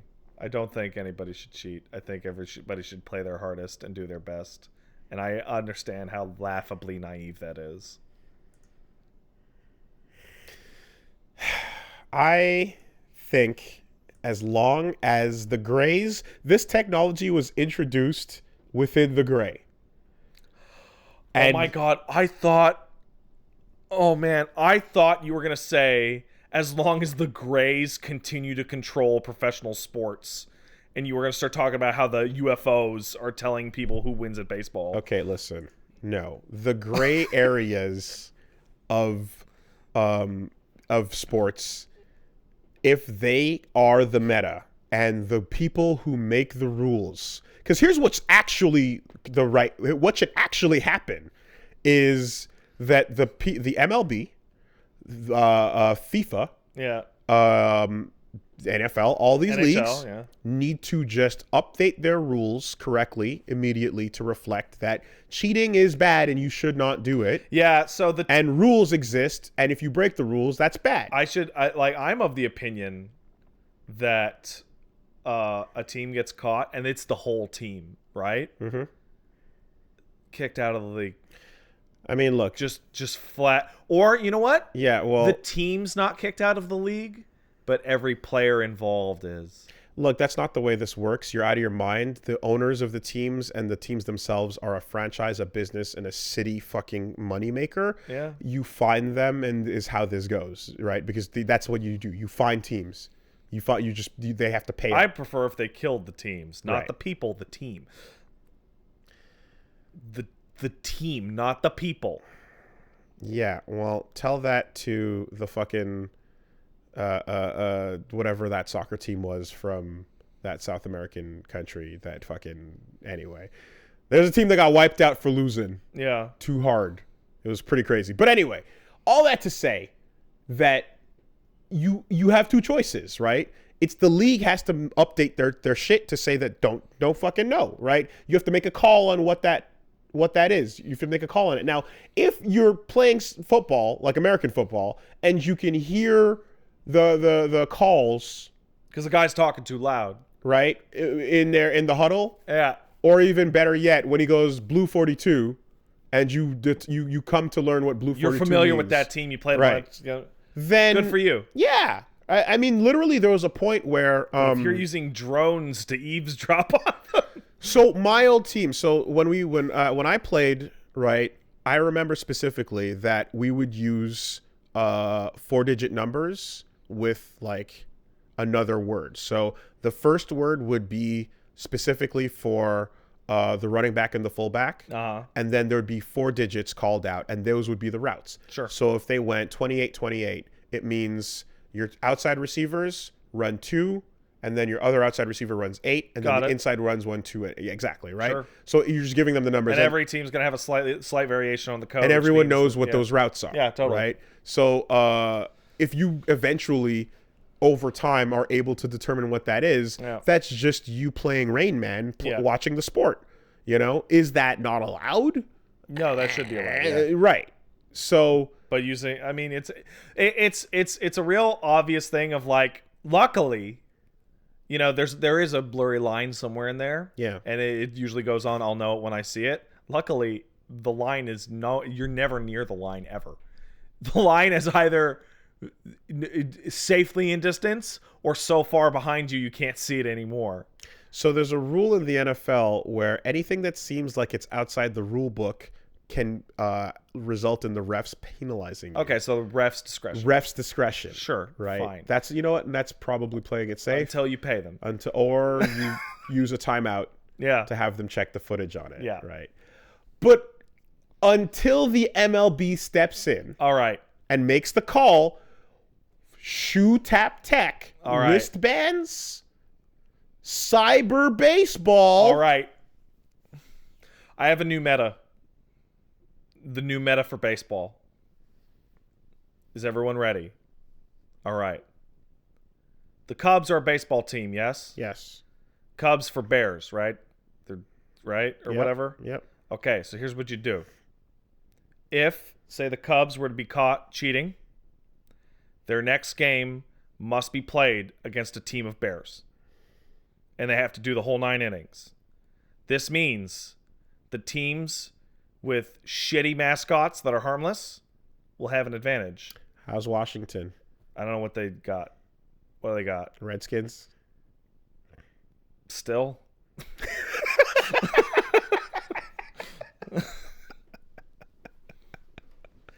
You know what? I bet that would work out great.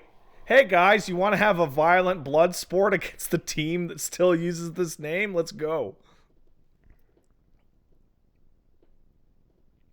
Yeah, that gets a little complex the further you go out into the fringes. Yeah.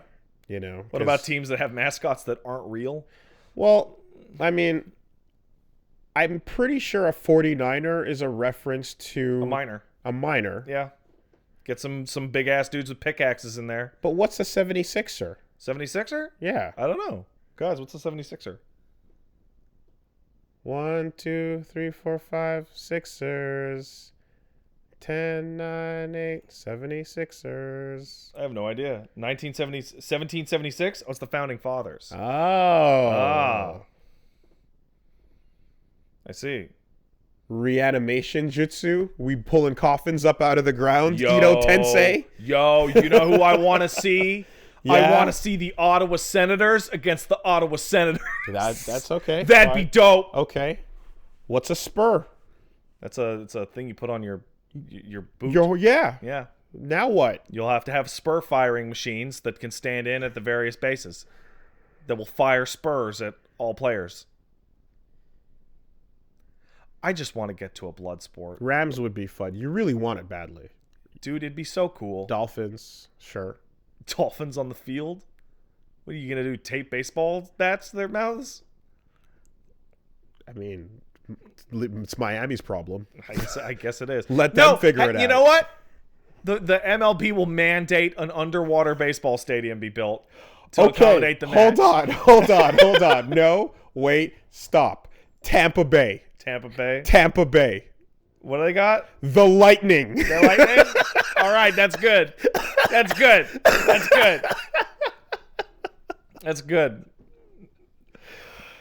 Just give them a little zap at the plate. Yeah, that's not going to work. Yeah, well. The XFL had the Rage. Wow. What do you interpret that to be? Hey, can you remember the only movie the XFL has ever appeared in? Movie. That's right. Feature film. Movie. Would it be that one where there was a terrorist at the football game? No. I think it was not the Van Damme movie or whatever. No, okay. It's a Schwarzenegger movie. The XFL and Schwarzenegger. The timeline for that would be possibly True Lies. Way later. It's the 6th day. I never saw that. In the 6th day, a football player in the XFL gets horribly tackled and breaks his neck. And then they kill him. And then they clone him because he's an asset. And that's the beginning of the movie. I fucking never saw this. That's what you know what? That's the movie I was trying to remember. Yo, that movie sucks. I'm like, wasn't there like a thing and it was like a name that was like, it was like was it Apocalyptica? Like, no, it wasn't Apocalyptica. That's the Mel Gibson.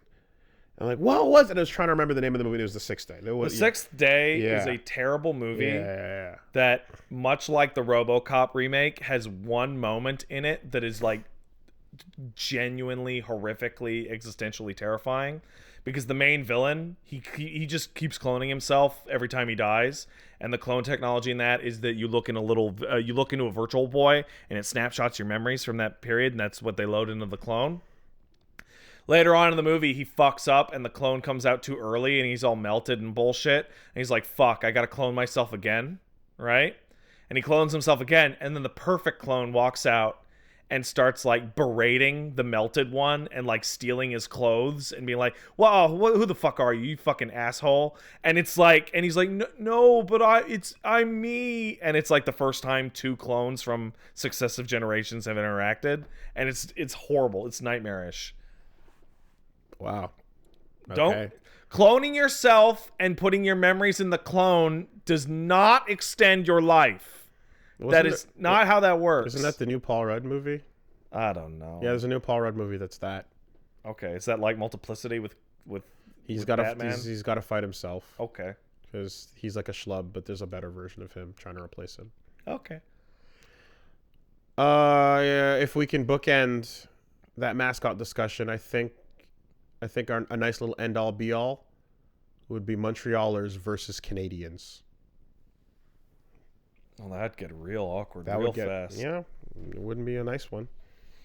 It wouldn't be a nice one. Time to start throwing down against some family members. Seattle would just have a battle with sound because Supersonics would just blast them with fucking would literally just like it just mock shockwaves. Yeah. And they'd have to stand up and get annihilated by sound. There's that. So, you know. Well, anyway. Captain Tsubasa is coming out this year. He'll fight you with his magic powers of soccer and or footy. If the rules won't update to say fuck diving, then what are you supposed to, you know what I mean? Like, because it's clear. I think that every soccer player, basketball player, hockey player, or football player that fakes a dive and clutches their knee and gets found out to have dived should have a person come onto the fucking field with a hammer and smash their knee to pieces. I mean, the argument that rules are meant to be broken is like in sports, it's like, yeah, like, yeah, that's just shitty, you know. And hey, right? How do you feel about coaching? Well, yeah, it's make a call. Make a call. That's all I'm saying. If you don't make a call, then you can't blame players when they try to circumvent. You know, I've said it like twice already, and I'm going to say it for the third time. The Chappelle. And I will say this. Modern problems. You absolutely can blame everyone every time.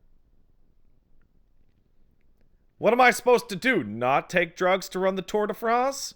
Look at Neil. He's going. Yeah, you're not. You're not supposed to. Fuck off. Was it Tour de France where, like, after not Neil Armstrong, that's clear. Lance Armstrong got demoted because of the drugs.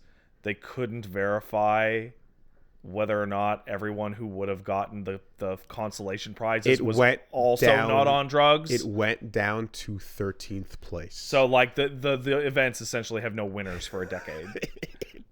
They had to drop it to the nearest non-using. And it's like, wow, that placer. That killed that fucking event. Because it's a farce. So you know, what are the rules? Well, yeah, what do you want to do? Anyway, so it's almost as if the people playing to win have no core values. Play to win. Right? Yeah. But if you do have a core value, one core value, it might be time for you to pony up $80. Excuse me, $89. To buy the 4th season pass for Dead or Alive 6. Oh wow. I think we're going for... What kind of costumes we're looking at? Maids. Okay, that's good. That's attractive. There were some maid outfits in the previous But these are different maid outfits? But these are different maid outfits. The old ones were French. These ones are what? These ones are floral and sometimes pink. Oh, that's cute.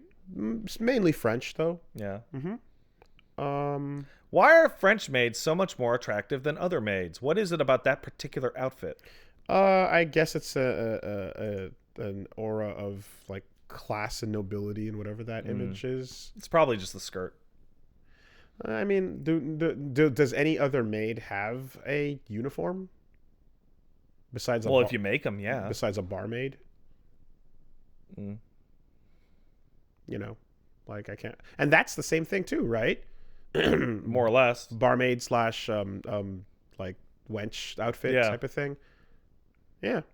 What happened to wenches? Are wenches still a thing? Not here. Or are we like 180 years out of date on wenching? No, wenches are gone. Okay. You do wenches for a throwback. You don't have real ones that much really anymore.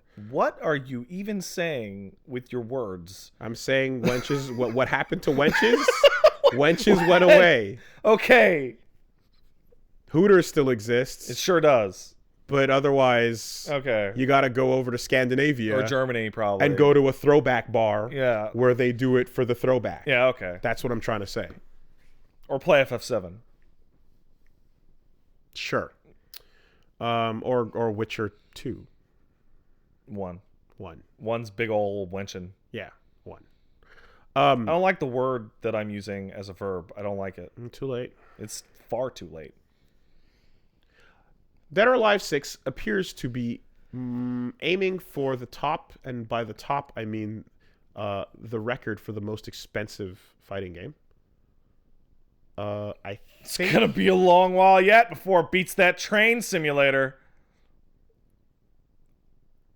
I know the train simulator is not a fighting game, but in terms of DLC packages, yeah, that train shit.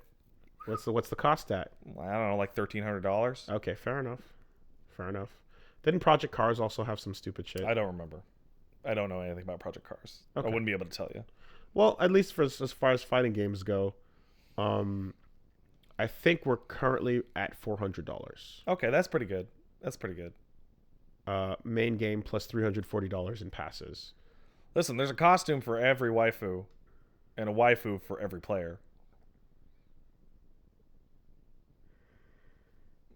When are we just going to see the Dead or Alive porn game? 2026. I feel like that's just bank that they're just sitting on once the like it's there, right? 100%. Like some kind of regulation comes down They from already Sony that's like, yeah, we're letting porn games on the platform now. They already own the name Extreme. They do. And no, it wouldn't be on consoles. No, it would be on the PC. It would be straight to PC. And it'd be a VR game. It'd be probably Kickstarted. Yeah. No, they don't need a Kickstarter. No, I guess not. But if you do Kickstarter, you get rich. For free. So why wouldn't you? Yeah, maybe. Here, oh man, you could just do those stretch goals. Would that'd be some real stretch goal, but like it would literally just be here's the cast DOA 1 and then like $1 million extra per girl. See, back in the day, price on the girls. Yeah. You know, back in the day, Itagaki was around, and he kind of was setting himself up as like the protective father of the Dead or Alive franchise. Boy, do everything about that feels horrible when you're saying that. And as a result, there was a little bit of a now you can see the merchandise a little bit, but hey, let's not get too gross, right? You guys like samurai swords? Yeah. There was that, Yeah. right? There's a vibe of like, hey, these are my girls. Fuck off. Yeah, these are mine. This is the limit. I own them. You're allowed to see this much. I will only let you see this much of my girl. For this much money. We can talk later. Yeah, this actually seems way skeezier. But now, with him gone, the girls are up for grabs. I guess they are. There's no custody. No.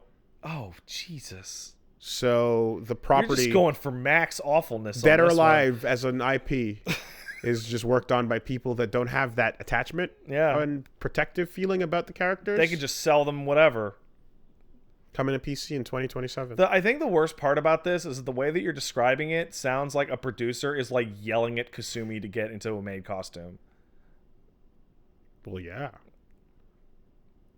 Except, I mean, either way, there's no choice in the When's matter. the DLC that comes out that makes the characters unhappy to be in the costumes? Like $10 to have them visibly complain. But then you get to make them happy by dating and turning it around and giving them little gifts. And then you buy one of them a little box and hey, it's a little teddy bear. And then wow. Now they're happy about it.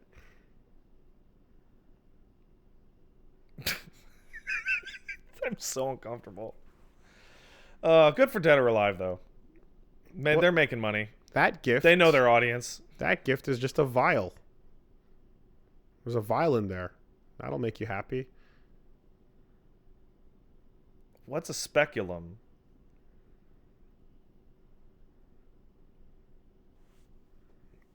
Did I say even the right word? Hold on. No, should I look this up? Yeah, fuck it. That gift is a spoon. Yeah, that's what I thought it was. It's a medical tool for investigating orifices. It's when you got to know. You absolutely got to know. Kasumi, Hear that, guys? No bar for cannibalism this week. Kasumi got a spoon. Now she gets her belt. Enjoy. That's how you make them happy to wear the I'm costumes. not connecting it, which is making me even scareder. I I think when people are talking when about you want your girls to wear the things that they don't want to wear, oh fuck this. perhaps you can facilitate it with some drugs to make them happy to wear the things. Isn't that already in the game? What? I think there's in Dead or Alive Extreme. What are you whatever, talking about? I think there's like a fucking like gel that you put on the girls to make them extra happy and bouncy. No. Come on now. That's not. Softening gel. Hold on. DOA softening gel. Softening gel. DOA Extreme 3 softening gel. Softening gel. What do the lotions do? There are many. Facts. Plural. Lotions with an S. Softening gel will make the breast jiggle more. Hardening will do the opposite. Softening lotion is weird and kind of makes the breast more heavy, so they sit into a swimsuit more, or if there's no support, they sag more. Same with lying on their back. Hardening lotion is the opposite and kind of locks the shape in, so they don't sit I or can't do sag. it. I can't Oil do it. I can't do it. is the Nope. jiggle for the backside. Nope. Liquid is the same as the breast lotion, but for the backside. Nope. There are 3 stars, which each unlock with 10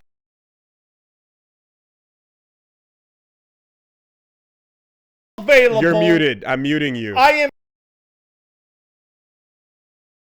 special They can't about hear those, what you're saying. but You're the muted. standard ones.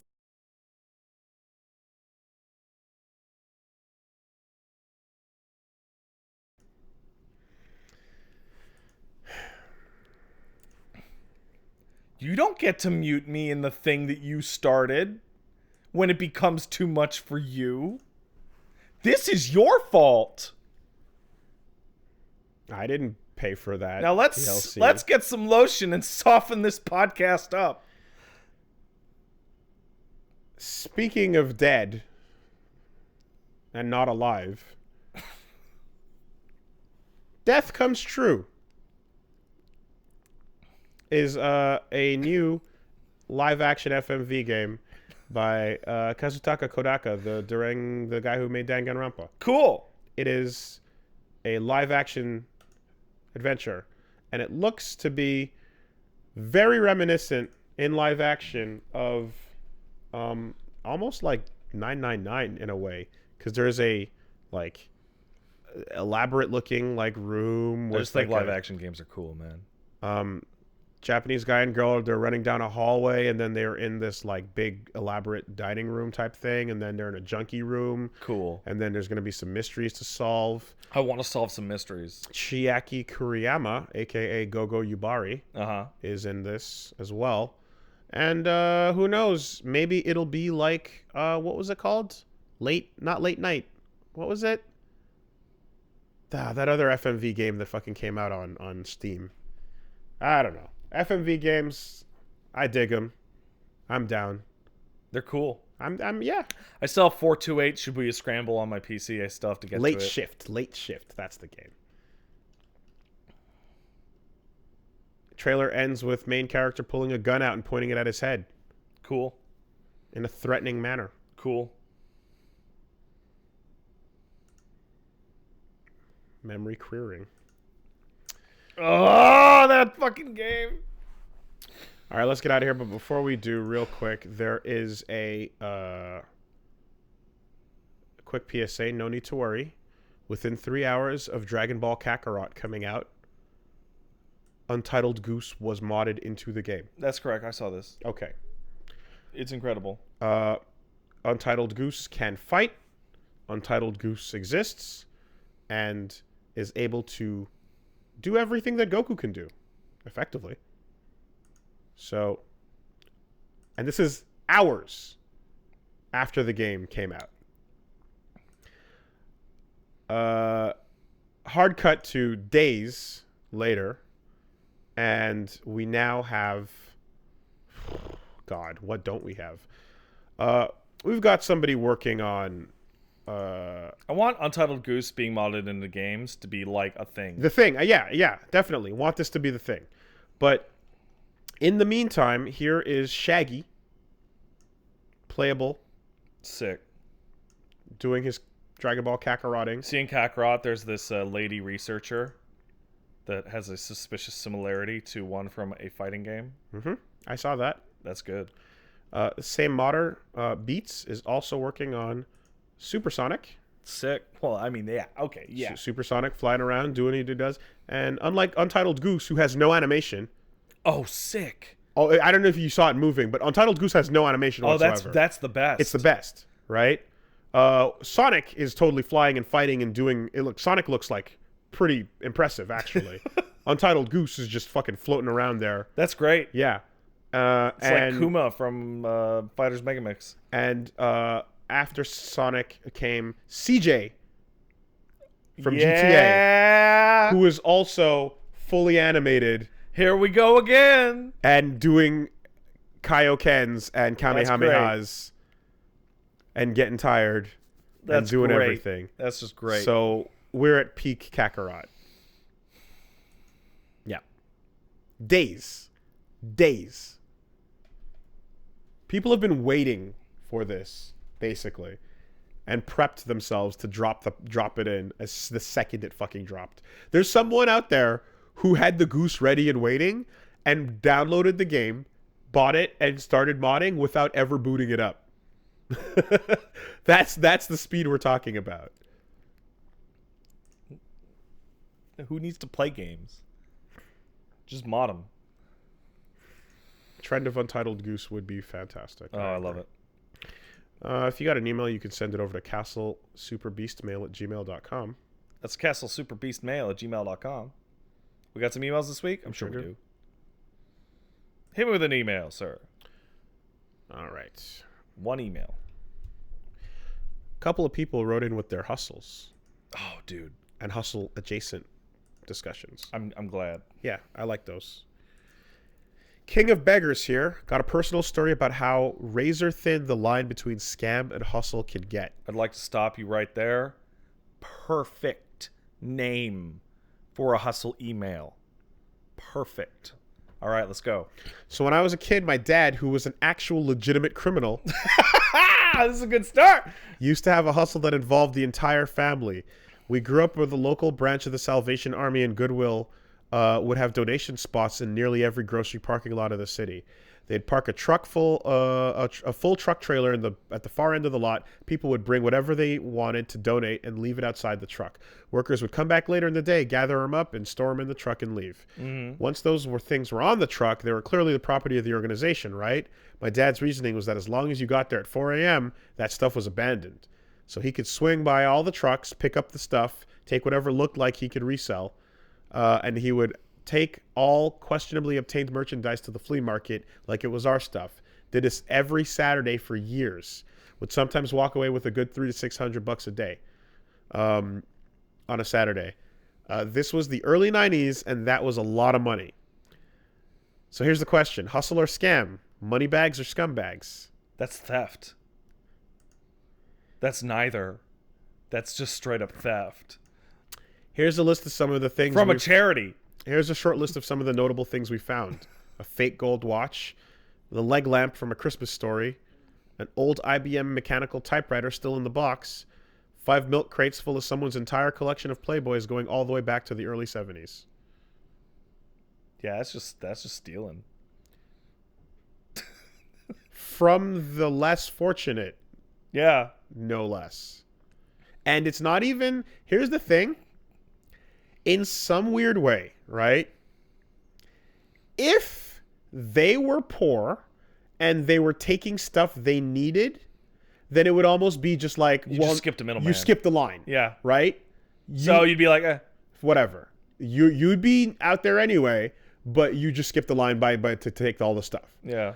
But you're selling them for money. Now I know what you can think. You don't even get the benefit. Here's where the real rub is, right? At what point does a scam turn into a hustle because, well, I'm shit off. I need this more than whoever Salvation's getting. Well, I need this more than they do is the thought process of every crazy. I don't know. I feel like you got to be pretty fucking bad off to steal from a fucking charity, or just not give a fuck. That's possible too. Have you heard the angry mothers that? Oh, you've told this story. There's so many that are mad at you for trying to sell your video game console to them when their son deserves it because they have a son. That's true. They do. They do. You don't understand what it's like to be a mother. You know what, ma'am? You're right. I don't understand. And that's reason enough. No, it's not. I dealt with a lot of unreasonable people back in the day working retail over shit like 10 cents off a can of peas. And I got to tell you, maybe other people don't feel this way. When they start to get crazy, you know what it feels like? Great. It feels great. Because they're wrong and you have nothing for them other than no, that's the price of the can of peas. Yep. That's time you don't have to work, by the way. When somebody's yelling at you. I was wondering for a second. Yeah, okay, I see. I've told this story before, and I'm going to tell it again right now. And it's my happiest moment at work ever. Closing up, do that thing where somebody stands near the door so you can let people out but not let new people in, right? Because it's like 10:25, right? The store's already closed. Two guys run down who are clearly well off. They're upper middle class. They live in the building upstairs. I have seen them in the apartment complex. They have money. They have means. Hey, bro, we just got to get in there. It's we gotta get some milk. The store's closed, man. No. We'll just be there in a second. It'll be 2 seconds. Cashes are closed. Cashiers aren't going to open their cashes back up so that you can buy some milk. Too bad. No, man. Okay, listen, I'll give you $20. We can get it. We just get some milk. Just close it in their face. And then they start to yell and scream and stomp off and damn near stamp their feet in anger. I can't believe. This was before the side door, right? Yeah, it was way before the side door. Yeah, I can't believe that motherfucker wouldn't let us into a closed store. And you know what my favorite part about it is that I could tell they were lying, that they wanted to do their whole groceries. One, because I recognize them and I know what the groceries they kind of do. Two, you remember where that grocery store is. Mm-hmm. If they wanted milk, they could have gone to the fucking dépanneur on the other side of the street. That's true. That sells milk. Yep. That's open 24 hours a day. Yep. That's true too. So like the milk was available. The whole situation is predicated on I know you're full of shit. You could have went to the McDonald's and just bought a bunch of milk. You could have done that in an emergency scenario. Fuck them, right?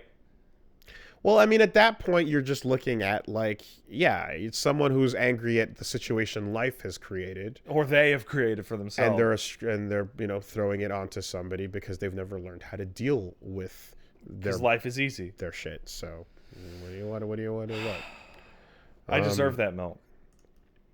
Bonus legitimate hustle. Okay, thank you. Dad used to have a job as the manager of a warehouse for a company that had to deal with tech companies to dispose of their obsolete electronic stock and stuff from foreclosures. Got it. They got the stuff and shipped it overseas, and you were used for those small-scale agent tech markets. Right. This was pre-bubble Silicon Valley, so...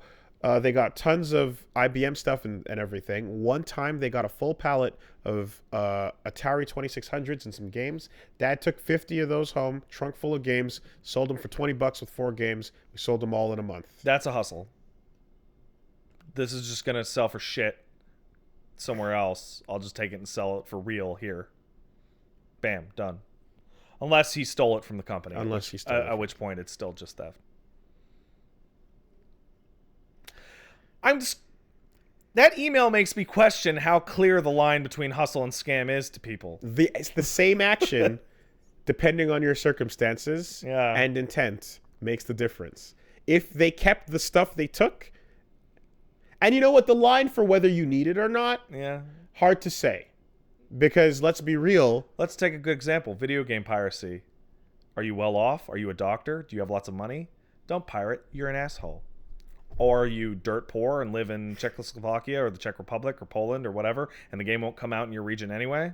Yeah, fuck it. Pirate it. You know, like, context. I was never, I always thought that, like, there were times growing up where we had it rough. Yep. We had not a lot. And I knew that.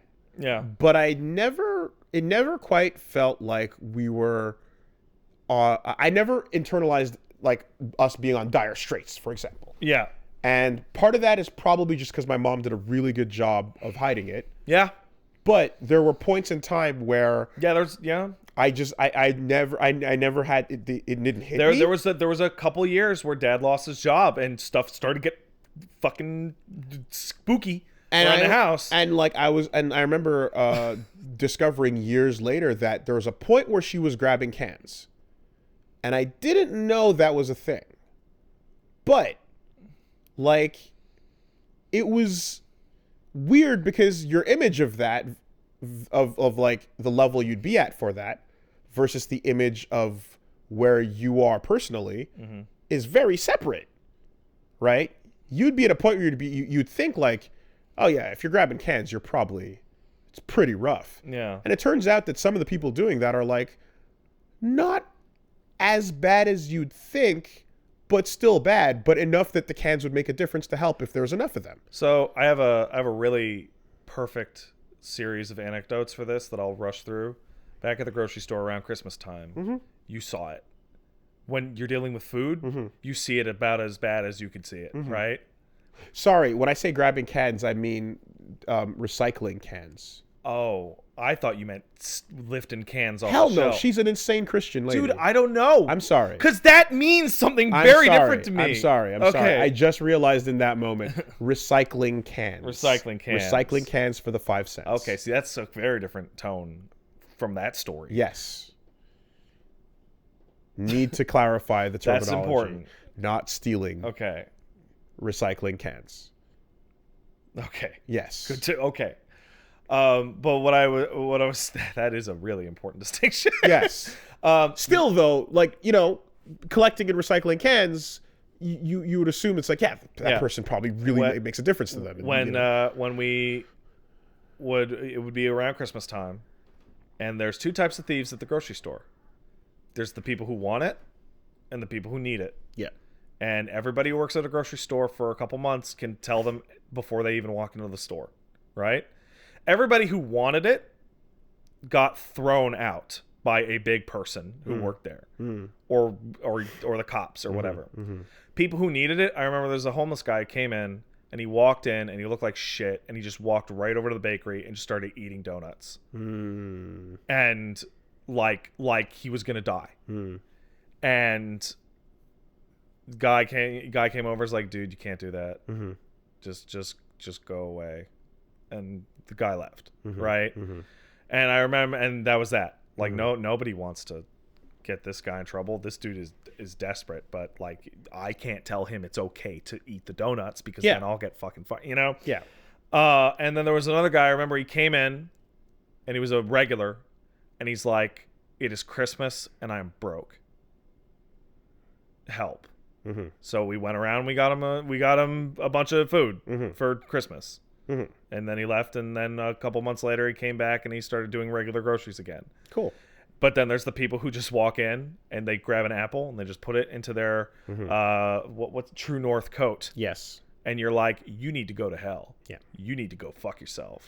So, just for some context, to swim it the other way, because I feel like in speaking that, like, it was like the other thing that happened a couple times, actually for a while. Just 1 second. North Face is a high-end winter coat in Canada. It's an expensive coat. It's really good. I have one, but nobody walking around with one of those jackets needs to steal fruit. Goose down. They got the goose down.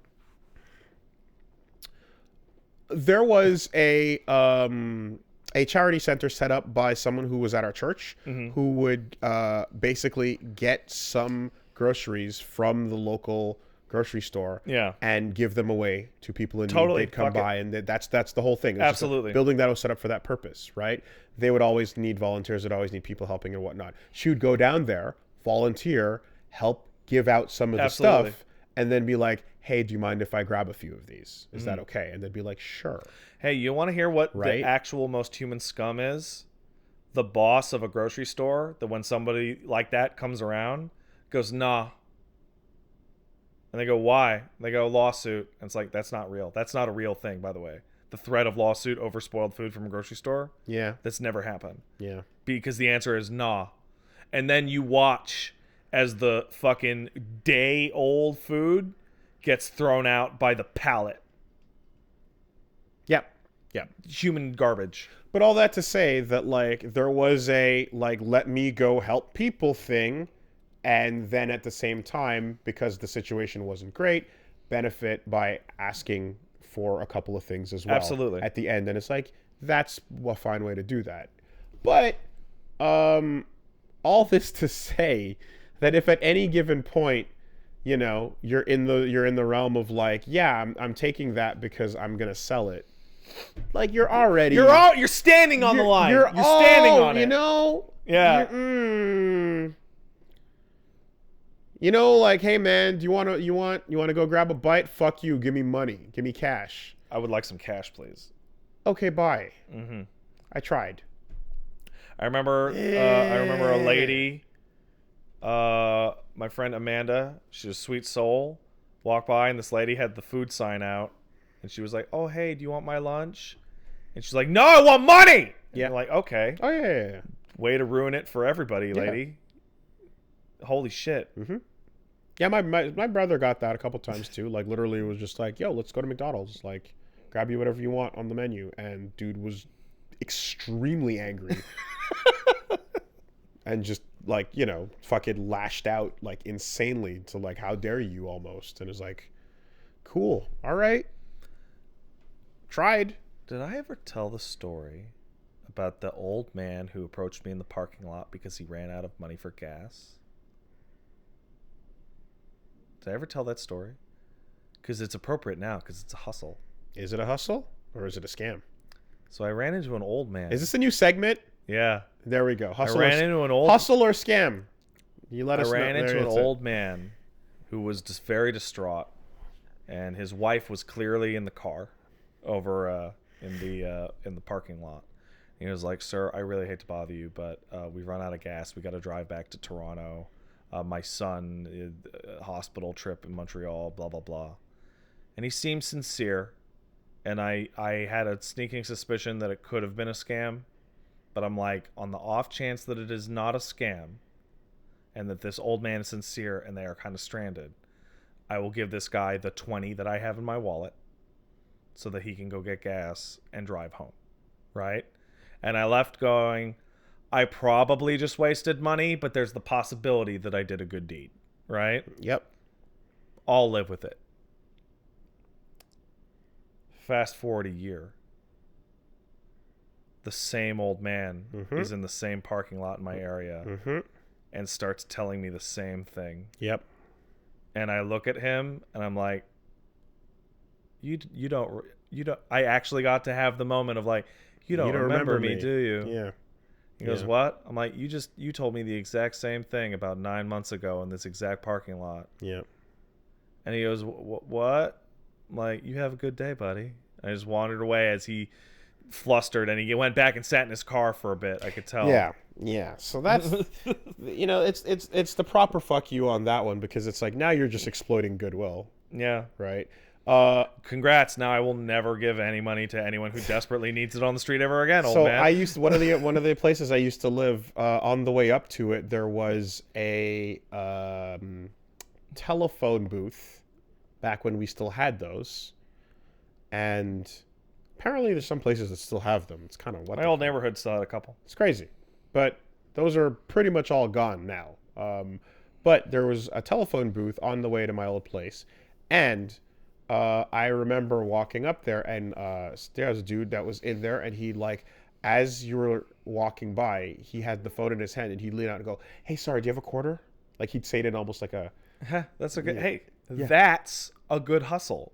And I was like, "No, sorry, I don't." And you'd walk by, and then every single fucking 6 to 8 week rotation, he'd be back in there one night. And then you'd be like, and as you walk by, the first time you walk by the way, I'm walking and it's in the middle of the street, so there's enough clearance. It was the up the hill place I used to live. Yeah. There's enough clearance that by the time you make it to the top of the hill, you can look back and see him doing it to the next person behind you. Yeah. And just staying in the booth for an hour. Remember the booth? Yeah. And he'd just he'd turn around as you were coming and lean out of that booth and go, "Hey, sorry, do you have a quarter?" And then you'd be like, "Oh, okay. And then just do it to everybody. And then that was his hustle. I just remembered a hustle. I'm holding a phone in my hand. Clearly, the context means I need this. Hey, I've got one for you. And it's a hustle that is definitely a hustle. And it doesn't hurt anyone. But these people are the worst people. And it's the one that I used to run into all the time. That's the people who pretend that they're homeless. There's literally documentaries about the dude who would show up in his fucking convertible, park it, get changed, walk down, sit on the corner of Atwater. There was a lady that used to be there, and you ran into her multiple times. The one with the wavy hair that came down to about here. And you were like, "What's up with that lady?" I'm like, "Oh, she pretends to be homeless. She comes and does her groceries like anybody else, then walks out of the store and pretends to be homeless and beg for change. She just rustles up her hair and kind of gets heavy-lidded eyes." Yep. There's a news thing about like they followed this guy like getting out of his van and getting the crutches out and doing doing the crutch walk onto St. Catherine. Oh man. And then walking back at the end of the day. There's the lady who would walk around with her raise money for my country thing, and she had the big laminated I know her card. I ran into her 3-4 times. Complete fraud. Does not like it when you give her her card back. Really, she does not like it. Laminates. I've got a laminated card, so you know it's real. No. Well, anyway, please donate every time. And then of course there's the basketball boys. Oh, those boys walking up and down from, I'd say, east to west St. Catherine. They cover the whole thing. I think the funniest thing is that if you live anywhere near these areas or work anywhere near these areas, these people's hustles start to fall apart because you recognize them constantly. And they did it for so long that their voices got deep. Yeah. They flew past high school age and kept walking around being like, "Yeah, raising money for basketball team. You know, we're in grade 10. Are you? You're like 25. Are you really? Really?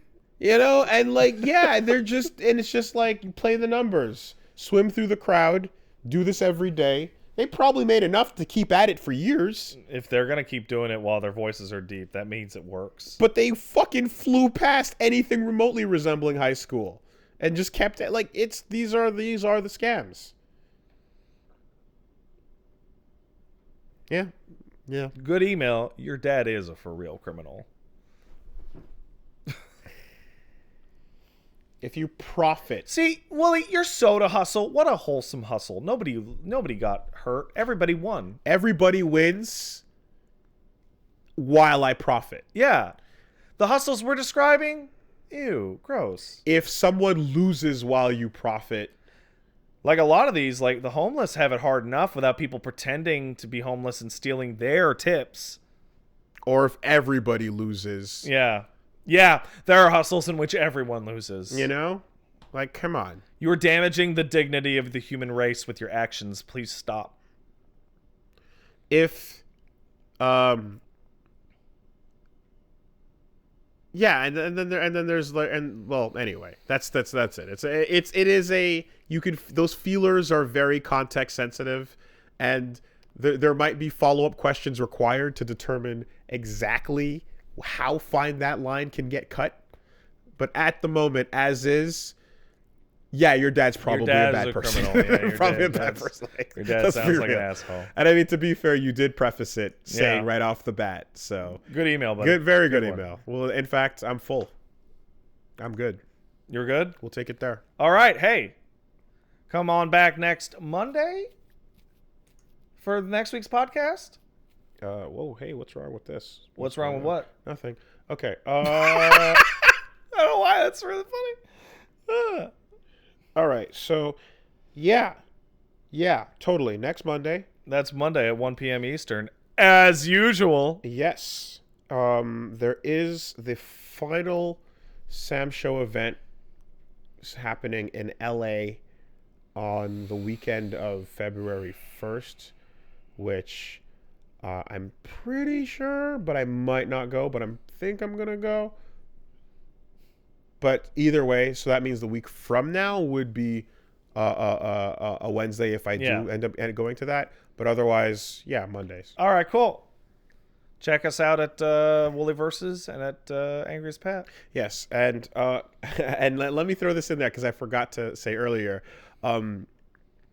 The Gone in 60 Seconds is back. It's happening on Sundays on Woolly Versus. And for those of you who are concerned about my opinions on Hunter while I'm being chased and or other obscene, absurd things are occurring, you're focusing on the wrong thing. Probably. You should probably... You just made the gimmick too appealing, Willie. You should probably enjoy the kayfabe. No, Willie. The shoot will happen. No. But if you're looking past a crime scene to find out how I feel about this one moment in this one thing, and it's clearly an absurdly played up video, you're probably pulling out the magnifying glass a little too hard, you guys. Hey, how do you feel about Leorio? Sure. Yeah, okay. Good enough for me. We'll see you next week, everybody. Bye. Bye.